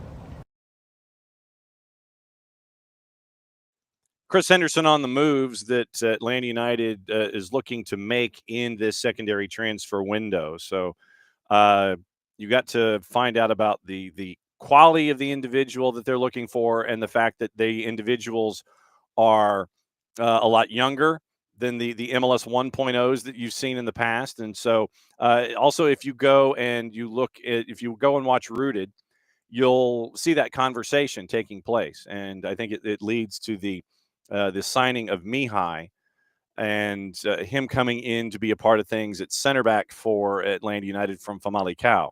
And then you got the other question about the players themselves, the team itself, and the quality of the player, and looking at particular transactions and things like that. Chris Henderson said he talks to Ronnie Dyla several times a day.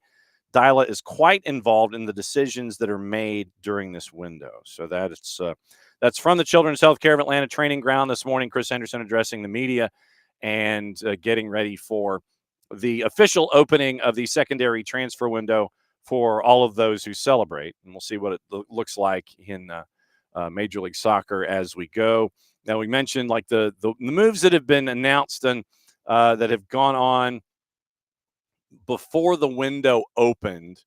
And so you have you have that is going on. So the transfers that are, no, I don't want the list. I want the up to date. AZ Jackson was transferred from Crew to a team in Poland. Red Bulls have signed midfielder Gustav Berggren from Raków Częstochowa. The Polish league's getting a lot of activity. Berggren comes from Raków Częstochowa, under contract through 28 with an option for 29, 18 and 25 and 261 first-team matches since breaking through at Häcken in the Swedish league. Won 2 titles, one at Raków and one at Häcken. Quote from Jochen Schneider on the signing of Gustav Berggren. So you have that. Chidozie Awaziem has been transferred to Nantes from Colorado.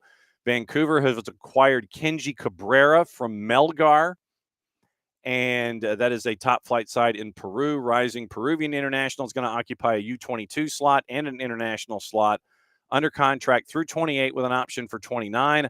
Born in Japan, adding creativity, according to Vancouver, to their midfield after Pedro Vite was transferred to Pumas. At Melgar, 16 and 17 and 122 matches. Peru called him up for the FIFA 2026 World Cup qualifiers in March. Quote from Axel Schuster. And similar to Ocampo and Vite is what they are looking for from Kenji Cabrera. So Kenji Cabrera now in a Vancouver uniform. And we mentioned the Devin Padelford transfer base and the swap to St. Louis City, one of 2 moves that the Loons had with all caps. And so that's kind of where we are right now this morning. And this is interesting for a change because of what is happening this weekend. It is an interesting dynamic that is in play. It is a very early morning in Seattle on the Pacific Coast. The sun is shining. Folks are waking up. They're on their second cups of coffee. And Seattle is getting ready to come here to take on Atlanta United. And we get opposition research plus the tour of Major League Soccer with our buddy Niko Moreno from Pulso Sports and Sounder at Heart.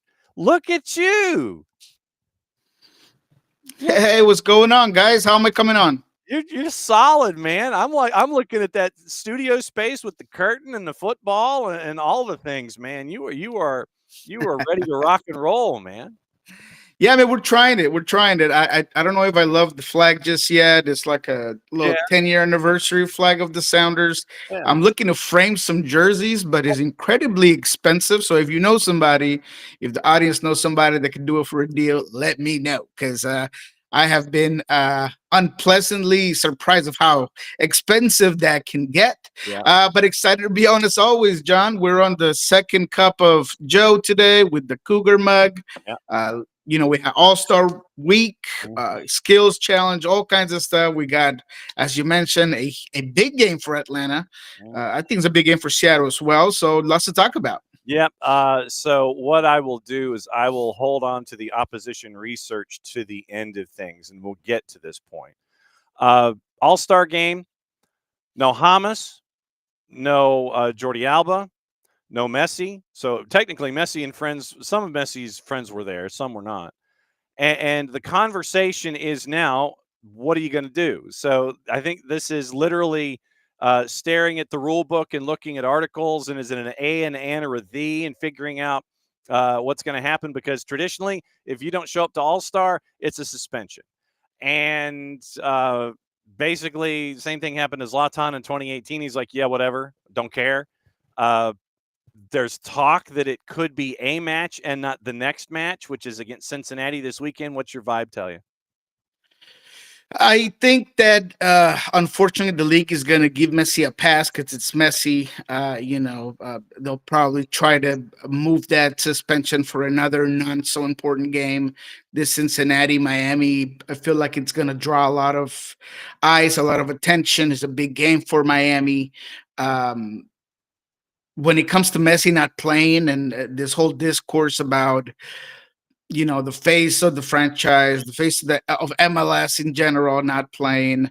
Look, I don't know how you feel, John, but I kind of I'm not having a heart attack over it, and I'm not like incredibly upset about the situation, but I am disappointed. I'm disappointed at Messi. You have a lot of people talk about, maybe he knows his worth, maybe his money, maybe his whatever, maybe it is just rest. But whatever it is, I feel like I expected better from Messi. Such a competitor, such a phenomenal icon of soccer, and this being his league essentially, I thought that he would at least be out there and want to compete and want to at least rally the troops or do absolutely anything to kind of be involved, because he is the face. So although we know that he's getting fairly compensated, I don't think that Messi needs more money, and I think that he's more thinking of his legacy. He hasn't been able to win anything in MLS. Obviously won Leagues Cup, and that's all good and great. But aside from that, he hasn't done much, right? Yeah. So why not be part of all these things that kind of continue to grow who you are in the legacy of things? And look, I understand that people are going to say, "Oh, MLS is nothing. What does that do for a guy that's won World Cups and Champions Leagues?" And look, I get it, but at the end of the day, there is going to be a part of history that the young kids that followed his league, and the tons of fans who went to Austin trying to see Lionel Messi with the All-Stars that were completely disappointed in the fact that he wasn't there. So I do think that it does hurt it a little bit. It's nothing that's gonna make us forget that he's the best soccer player to ever do it over the last 10 years, but it is disappointing, at least to me. Yeah, and I mean, you're not the only one that Messi League Soccer is where it is right now. And MLS gets the win last night against Liga MX, and you have a 16-year-old score the goal for Liga MX. And as I said in hour number one, I said, look, when someone comes knocking on Xolos' door when he turns 18, they gonna get a check. It might be from Europe, it might be from somebody, but Xolos is getting a check on a very talented 16-year-old. Yeah, I mean, look, I've compared him to Pedri in the past. I've heard it in the broadcast yesterday, Iniesta, whatever it is. This is the young, talented player that's good enough to be a point of conversation in a league in Liga MX that has a hard time with it. If you look at MX as a league and the domestic talent, Mexican teenagers, Mexico has had success at the youth level as a national team, and those kids never seem to translate immediately. So this kid is that talented, and you can see it in the way he plays the game, his composure in front of goal yesterday to put that goal away, becoming the youngest player to obviously score an MLS game. He's also the youngest player, Mexican player, to score it in a Liga MX game. So this kid is the real deal. I think that shows that Tijuana, it's kind of rubbing their hands and excited that this is yet another stage that their young star is out there performing. But man, he's the real deal. He's a guy that essentially has kind of stolen the spotlight a little bit from Obed Vargas, who was also at the All-Star game yesterday. Because if you obviously look at the call-ups by the national team, I mean, he's the other guy that's kind of the young guy that might take that spotlight from a extremely talented player like Obed Vargas. So we're going to have him here for Leagues Cup, so that's going to be interesting. The Sounders do get to play Tijuana, so we'll see how he also plays in that tournament. But man, the kid's the real deal. I have no doubt in my mind. And obviously, Leagues Cup, we're looking forward to to all of that there stuff. I want to kind of reverse things a little bit, because traditionally I know we play cliffhanger toward the end, and that leads us into previews. But considering that there is a match that we do need to preview with a bunch of different ways that are attached to it, I want to save the opposition research for the end, and I'm going to do cliffhanger right now. We do have a question in the Twitch pitch for you, and it is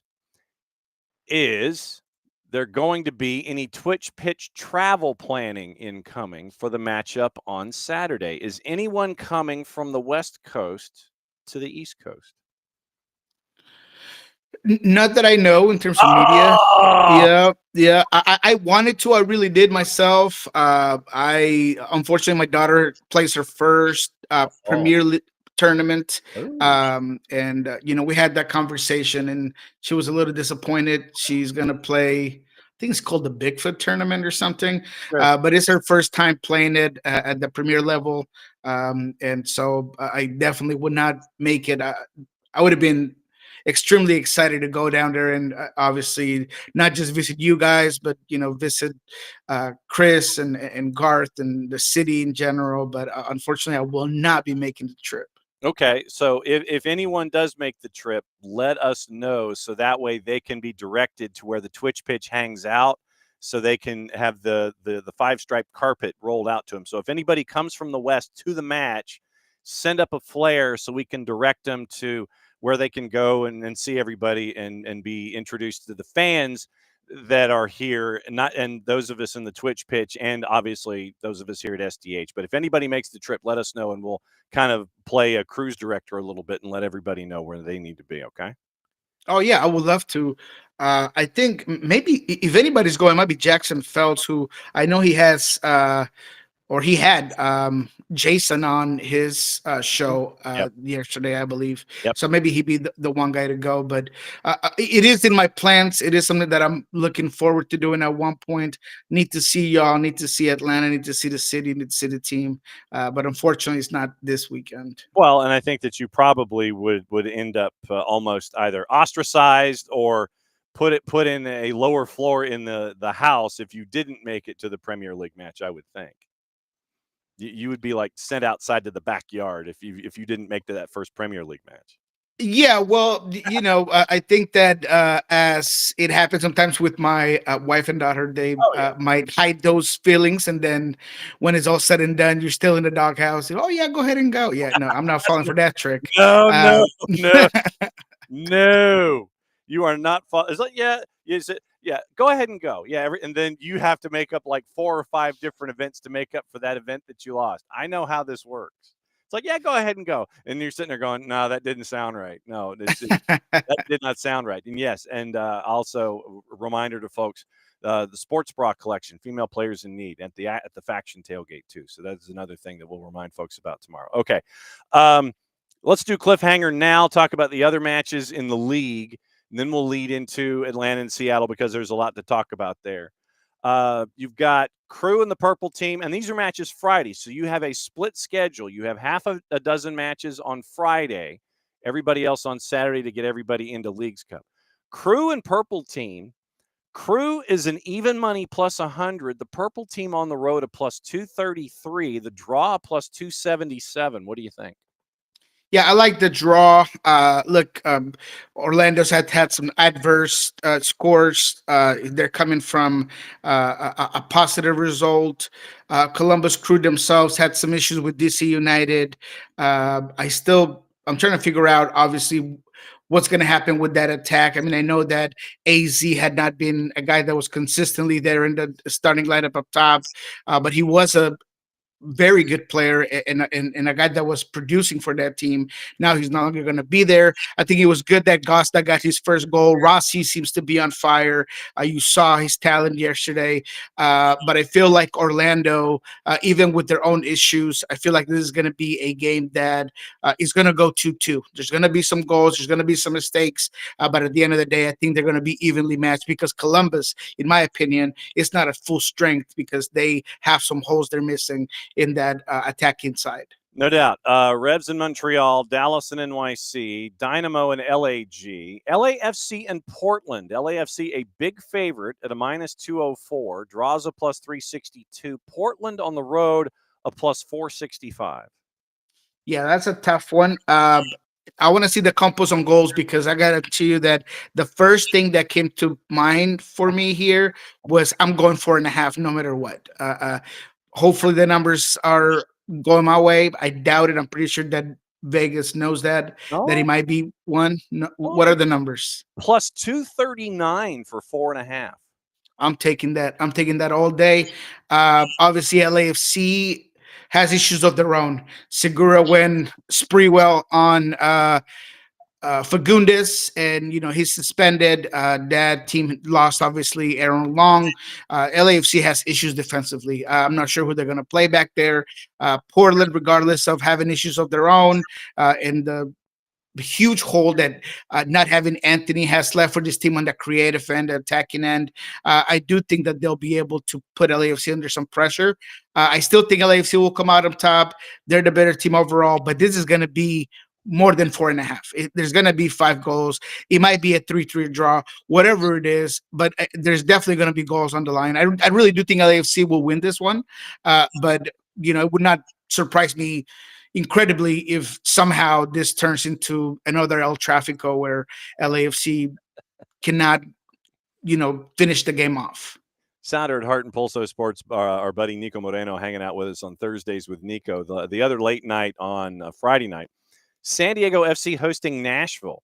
San Diego is on the plus side, but they're favored at a plus 123. Draws a plus 269. Nashville on the road, a plus 188. What say you?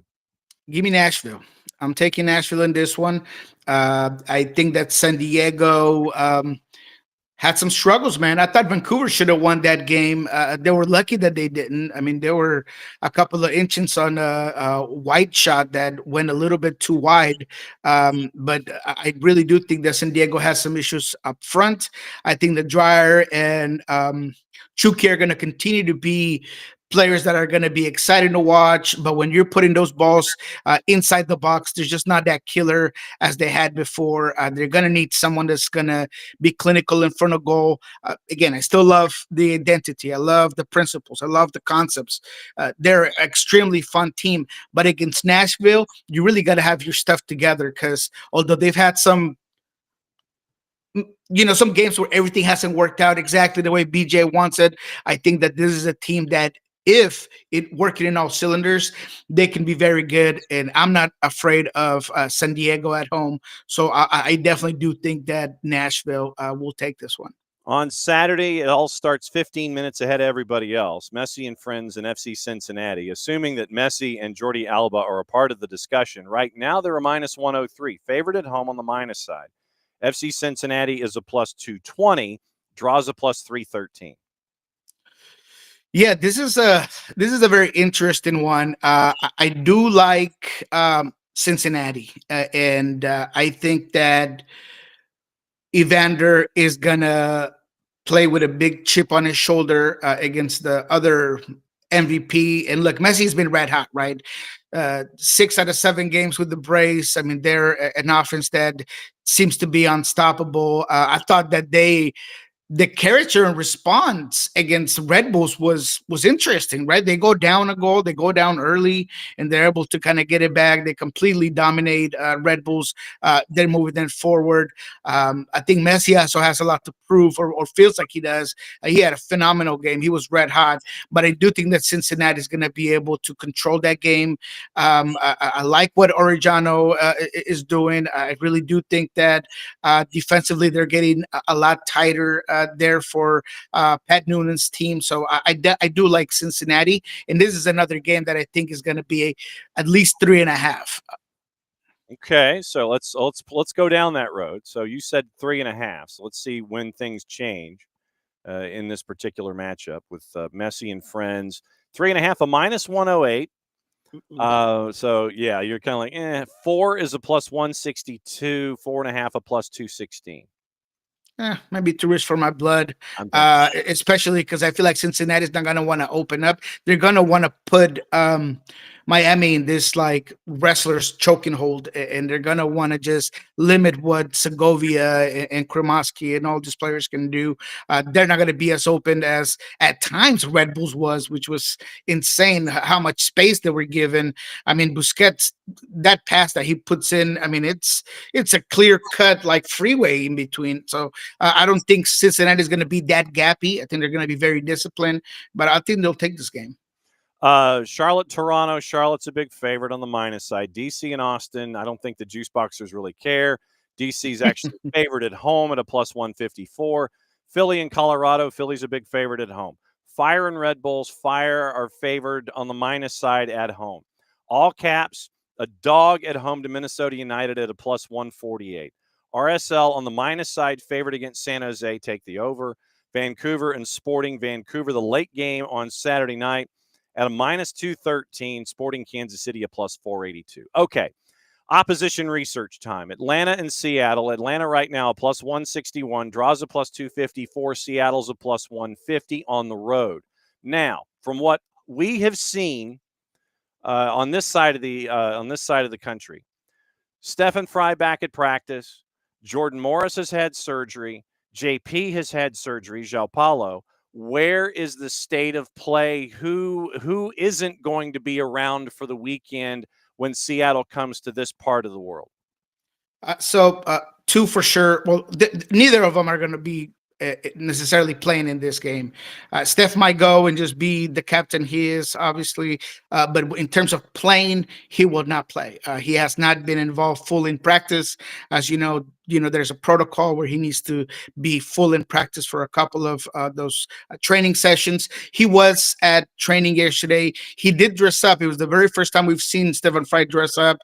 He did some running. He did some mild goalkeeping work, and then he left the facility. He got on his car and was gone way before practice was over. So that tells me that there is no rush to get him back. I didn't expect that to be the case. Andrew Thomas has held the fort pretty good. So Steph will not play. Jordan Morris, obviously, we're told that it's going to be 6 weeks before he could even do anything on the ball. Any running, they're going to be very cautious. Per Brian's words, shoulder, whenever you're a forward and you're going shoulder to shoulder, you're going to have to be very careful. So he's not going to be there. And João Paulo, which was good news because of the initial diagnosis, which was that he was going to be out the entire season. They thought that he had torn his ACL, and that wasn't the case. Apparently, they went in to look into the knee, and the ligament was intact. Surprise, surprise. This is excellent for a player that was taking that pretty roughly. Brian ended up calling it just a cleanup, basically. They will have him back at some point this season. There's no timeline right now, but I'm hearing it could be as early as 3 weeks to 4 weeks. So that's pretty good for this team that needs some depth at center mid. Christian Roldan has played every minute of every game. He's close to 2,000 minutes already just in MLS alone. He's definitely passed that in all comps. Same goes for Robert Vargas. A ton of minutes. They're 1 and 2 when it comes to minutes for the Seattle Sounders. So that's going to be interesting how it plays out. There was a bit of an injury that was interesting. We're going to ask Brian today, but Paul Rothrock took a big fall during training yesterday, and I don't think anyone saw it other than myself. And it was on his wrist. They ended up taping it pretty tightly. It's just wrist, but we'll see where that goes. It could limit the player or not. We're gonna find out where Paul Rothrock is. Other than that, team looks healthy beyond that limit. Pedro de la Vega looks lights out. Once again, playing on the left side, had another banger from like 25 yards out during training. Bart looks excellent. I think that this team, at least the vibes were high during training going into this game.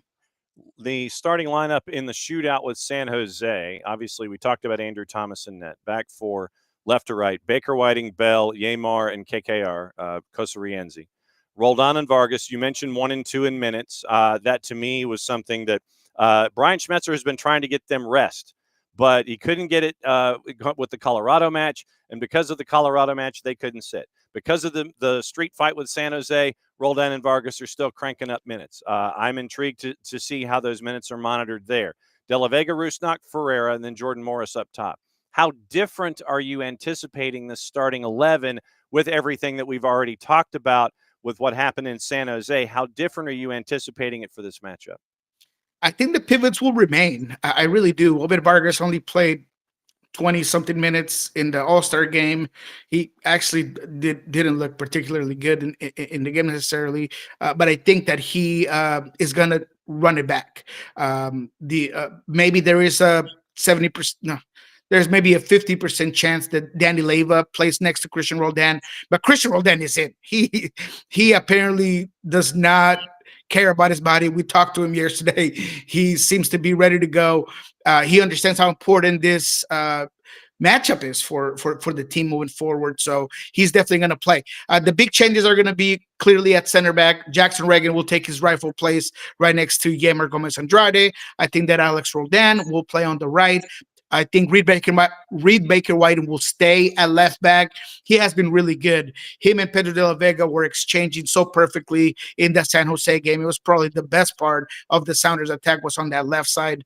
So I think that that's going to remain. But other than that, the rest of the lineup should look similar. Paul Rothrock is now a question mark because, again, that wrist injury, don't know where that's at. We'll ask Brian Smetzer today. But I do believe that we're going to see a similar lineup to what we saw against San Jose, except for those couple of changes there with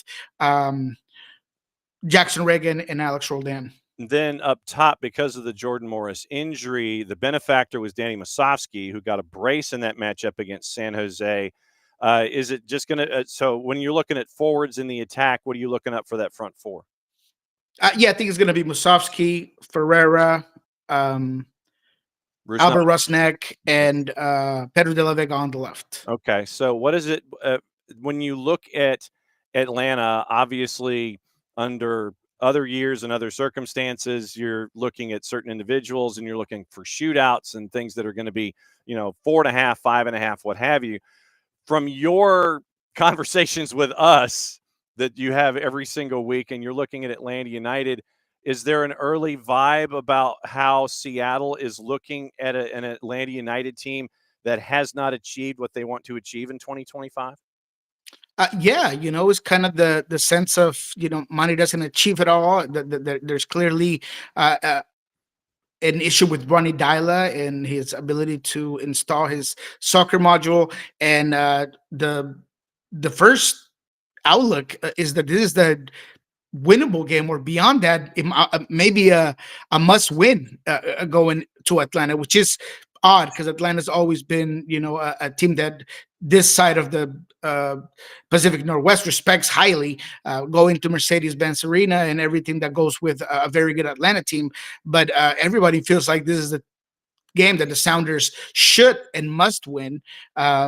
Clearly a team that has had some issues defensively, and I think that the entire fan base looking at a team that has scored 3 goals in 2 consecutive games, that if anything, the offenses look really good, feels like they should go out to Atlanta and score another 3 and make it yet another game where 3 goals are scored. Now, can Seattle manage the games and not allow it to kind of slip up the way you did against Colorado and essentially against San Jose, because Andrew Thomas stops a classic vintage bicycle Joseph Martinez kick there at the end of the game that could have equalized. So that's kind of the overall sense from the fan base here, is that Seattle should go out there, should get a win, and it should be by multiple goals, which, might sound disrespectful. And we'll see how Atlanta can, show up to play that game. How different is Andrew Thomas compared to Stefan Fry? How are they between the sticks personality-wise? How do they carry themselves differently? I think that Andrew Thomas is more fiery. He's way more aggressive. He's a guy that is aggressive on the way he plays, the way he goes at balls, the way that he handles his back line. Stefan Fry just does it by leadership. He is assertive, but he does it very concise. He gives instructions, but he does it to certain players. I think that he has a better command of his troops, kind of. Andrew Thomas has to do a lot more yelling, in my opinion. He does a lot more of the screaming here, screaming there. I think that there is a level of confidence and trust and, continuity of what Stefan Fry does as a goalkeeper. But he's been great. The personality-wise, they are very different. Obviously, is the experience, put together, methodological type of person that is Stefan Fry, and the fiery kind of feisty sort of Andrew Thomas. I think that's the biggest difference between both of them. Okay. So I imagine after you're off the air with us today, you're heading to the Providence and Swedish Hairstylist and Delicatessen. What are you anticipating over there? Yeah, it's going to be interesting. I mean, it's going to be obviously a short practice. They travel right after to Atlanta. But my main concern of what I'll be looking at is, as I mentioned, the Paul Rothrock thing. We'll be looking at lineups and see what's kind of going to happen there with specifically that right side. I think Pedro is for sure going to be starting in this one. I think they're gonna run it back. I do want to see where Stefan Fry is, right? If he at least practices in full today, will tell me that next week there might be a chance that he plays for the next game. But that's kind of the things that I'll be looking at there today. All right, so hit the promo for me. Where do folks need to go, and what do they need to see? Yes, of course, we'll be recording what we learned this week with Jeremiah Shan.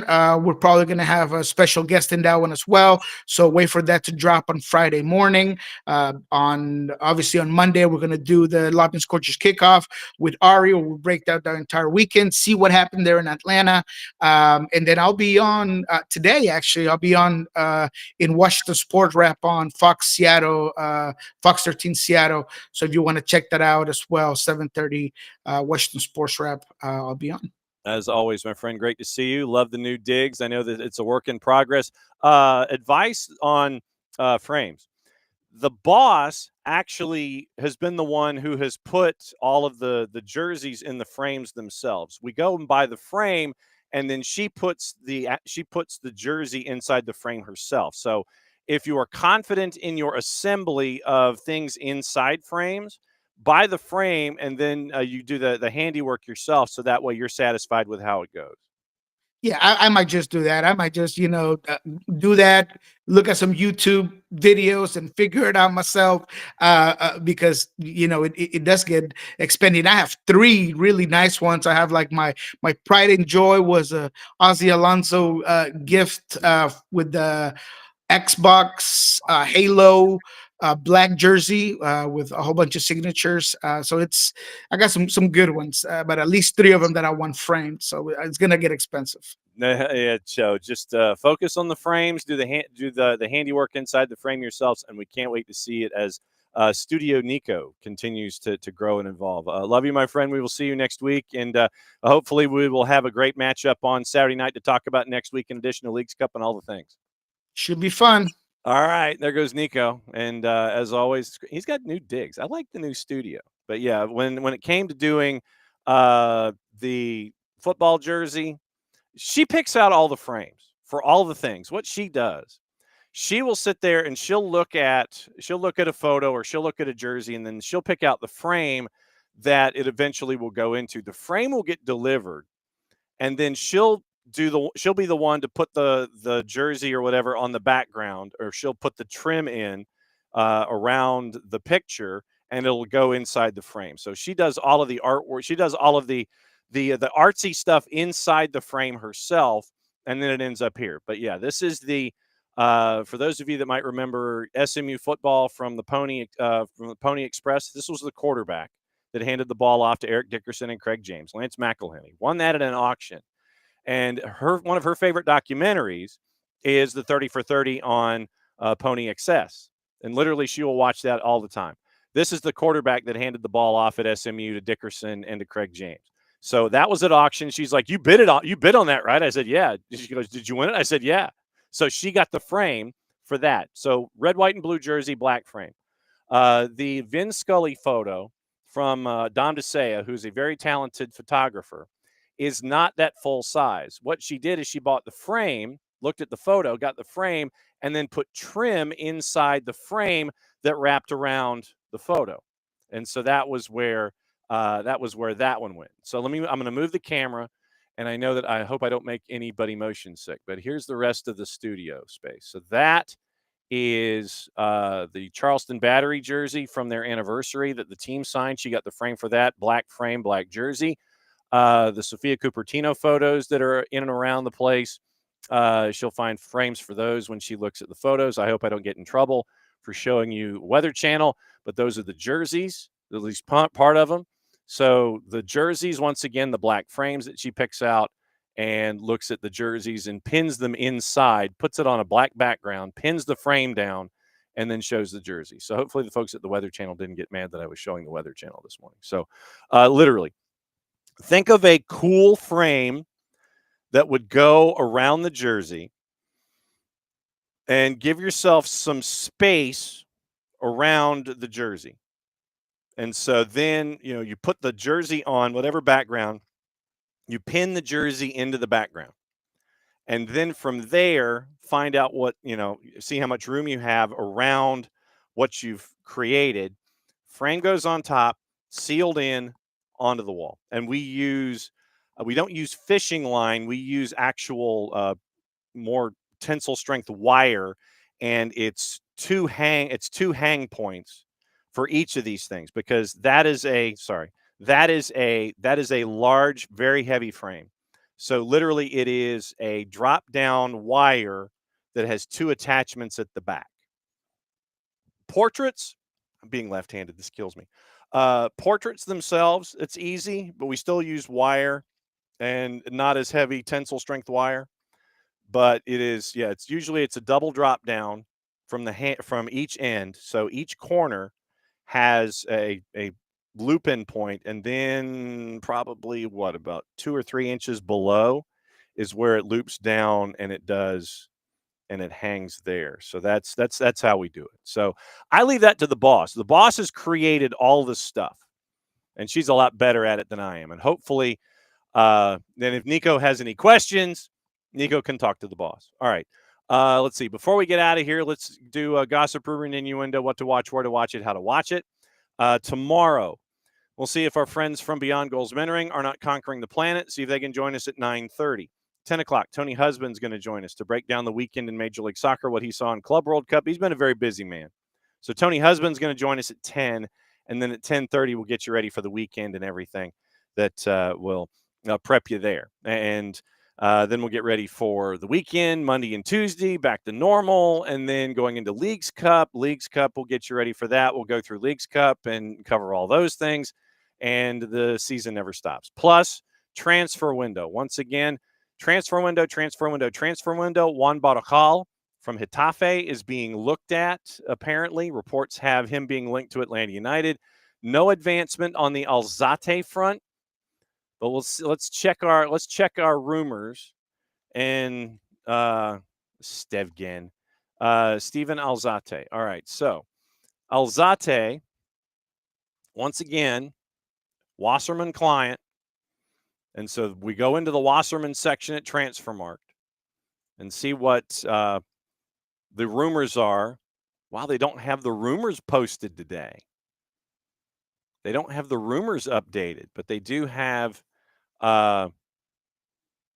latest rumors. I have to just click on it. Okay, so instead of it being an actual click on link at Transfermarkt, we'll let that load, and we'll see what the rumors are today. But traditionally, there's a pull down that has to do with recent stuff. Okay, so Weston McKennie, interested club, AC Milan from Juve.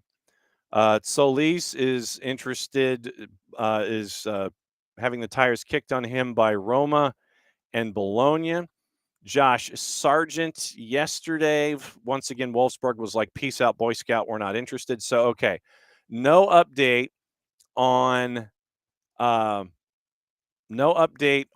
anything Alzate. So we'll keep an eye on that.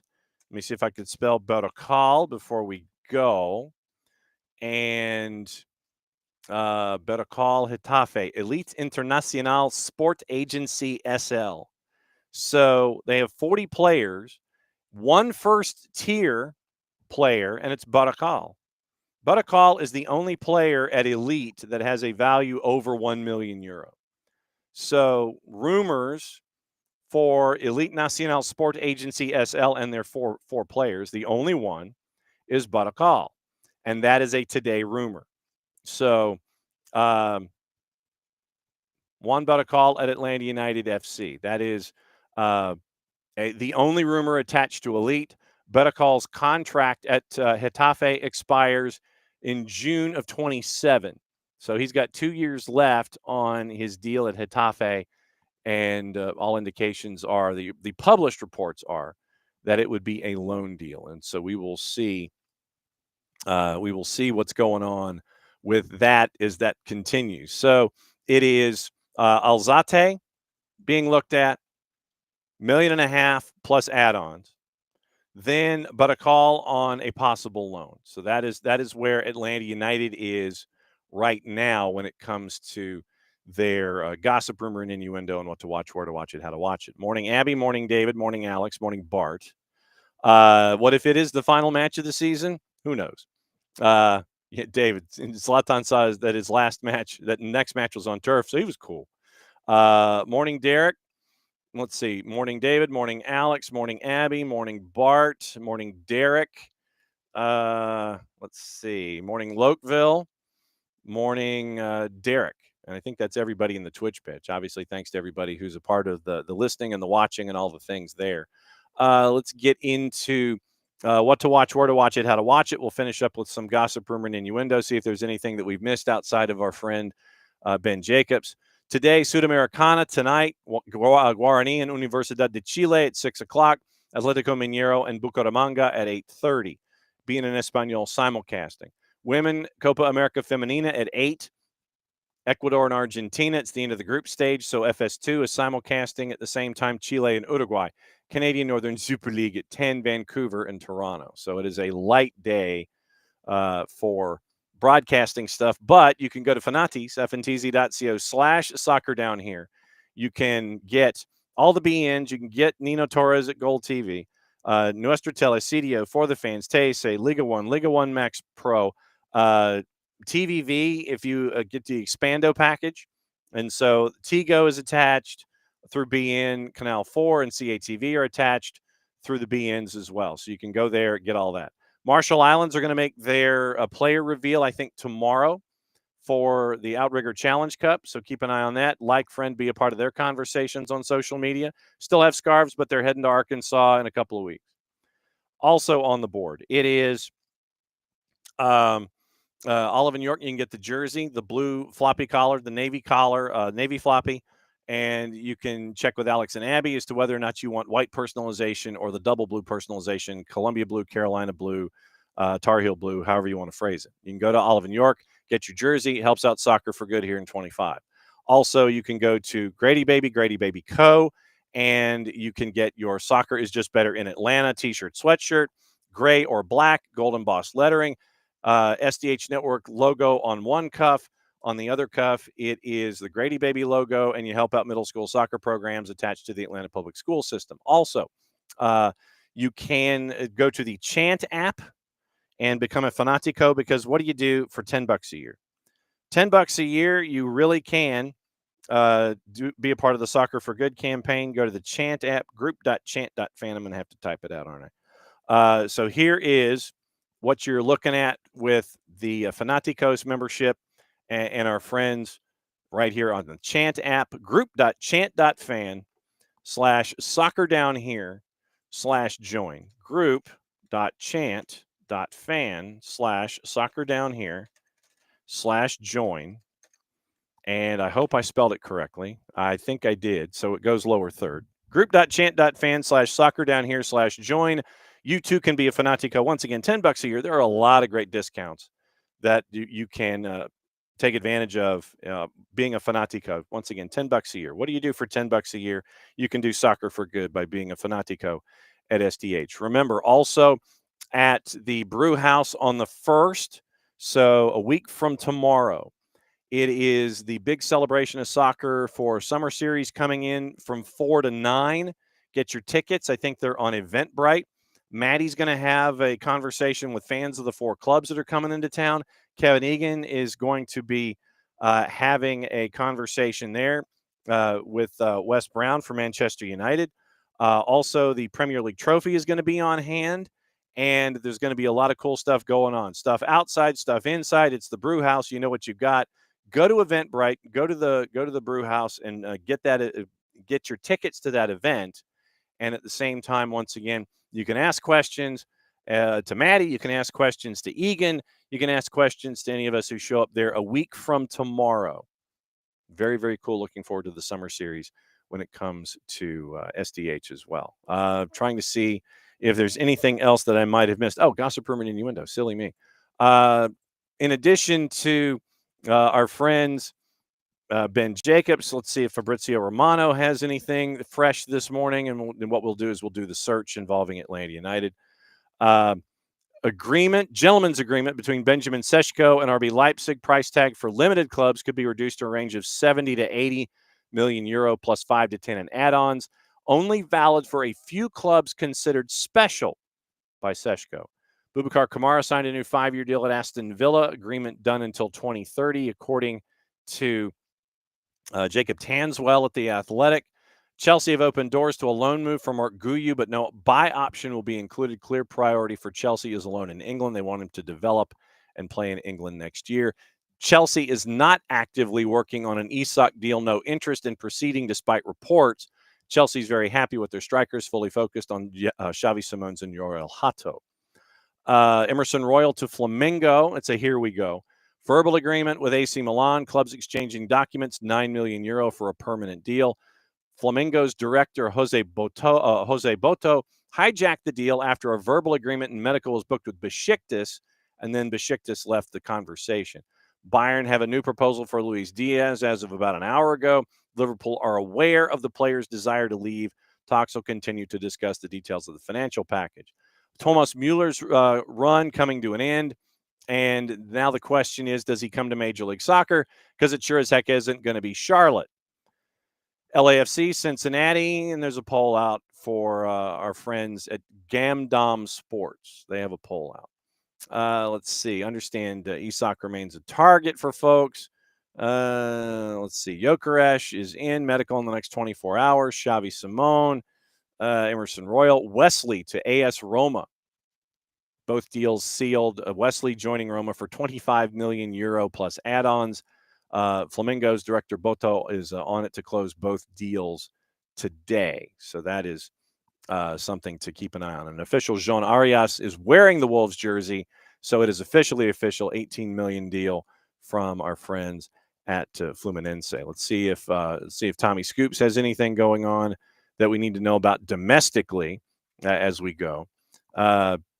We mentioned Pedro Vite, Josh Sargent from a couple of days ago, and Efren Morales. We mentioned him. The update on El Zate is that there is no update. We mentioned the waiving of Mateus Klick. Josh Windass is set to join Wrexham. So he leaves Sheffield Wednesday, who is under financial distress. He left him as a free agent, and so Windass moves to Wrexham.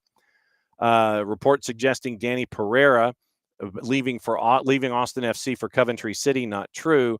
No communication between Austin and Coventry City still 5 days after the initial report. Crew Academy and U.S. national team standout left back Prince Forfor named MLS All-Star MVP, MLS Next All-Star MVP. LAFC extended the loan deal of winger Javido Dilrosun from Club America one day, so he's eligible to play on Friday. Beyond that, don't know what the other elements of that could be. So anything there, maybe not, don't know, but keep an eye on Dilrosun as that continues. Let's see. Rapids in talks to sign center back Rob Holding from Crystal Palace. Ben Jacobs and Bobby Manzi are the first two that jumped on that. And then Bogert, once again, was the one who'd mentioned the deal to sign Juan Baracal on loan from Getafe, which includes a purchase option, and it has experience, obviously, in La Liga and La Liga Dos. San Diego FC nearing their deal to sign their U.S. youth national team midfielder Pedro Soma. Mateo Moreto was the first to sign up on that one. Close but not done. Spent the early part of his career in Spain by the age of 19. Club is pushing this summer, meaning LAFC, for Yeon-Min Son, and keeping an eye on all of that. Messi transfer window officially opened, and now folks that can sign. And Don Garber asked last night if the league will expand beyond 30. Garber said, quote, "I don't know the answer to that. We'll have to see." That's a lot. And it's day one under the new transfer deadline day window for the next month or so. So we'll have a lot to talk about once again tomorrow. Get you ready for the weekend. Go through all the gossip, rumor, and innuendo. And Atlanta's getting ready for Seattle. It's great to hear from Chris Henderson. Thanks to Jason and Maddie for turning that sound. And we got to be able to hear that this morning from Chris's availability. And great to hang out with Niko and hang out with Nino and hang out with Bart and hang out with you. Tony Husband joining us at 10 o'clock tomorrow as our anchor as we get ready for the weekend. And hopefully we can catch up with our friends from Beyond Goals Mentoring. Keep an eye out for anything and everything going on. And also on a personal note, it's great to see the team from Kerrville-Tivy last night be a part of the ceremonies at the beginning of the MLS All-Star game. And remember, we have the fix to the MLS All-Star game. Go back in our audio archive and you can listen to both versions. We fixed what we fixed. We had one where we fixed it, and we had one the subsequent year where we fixed it again. 2 separate fixes for the MLS All-Star game. You can thank SDH later. Mucha plati, I'll play it safe. It's the end of the show. That means I get to do this. We'll see you in a little less than 22. Back at it again tomorrow because it's a Friday and a match week. See you in a bit.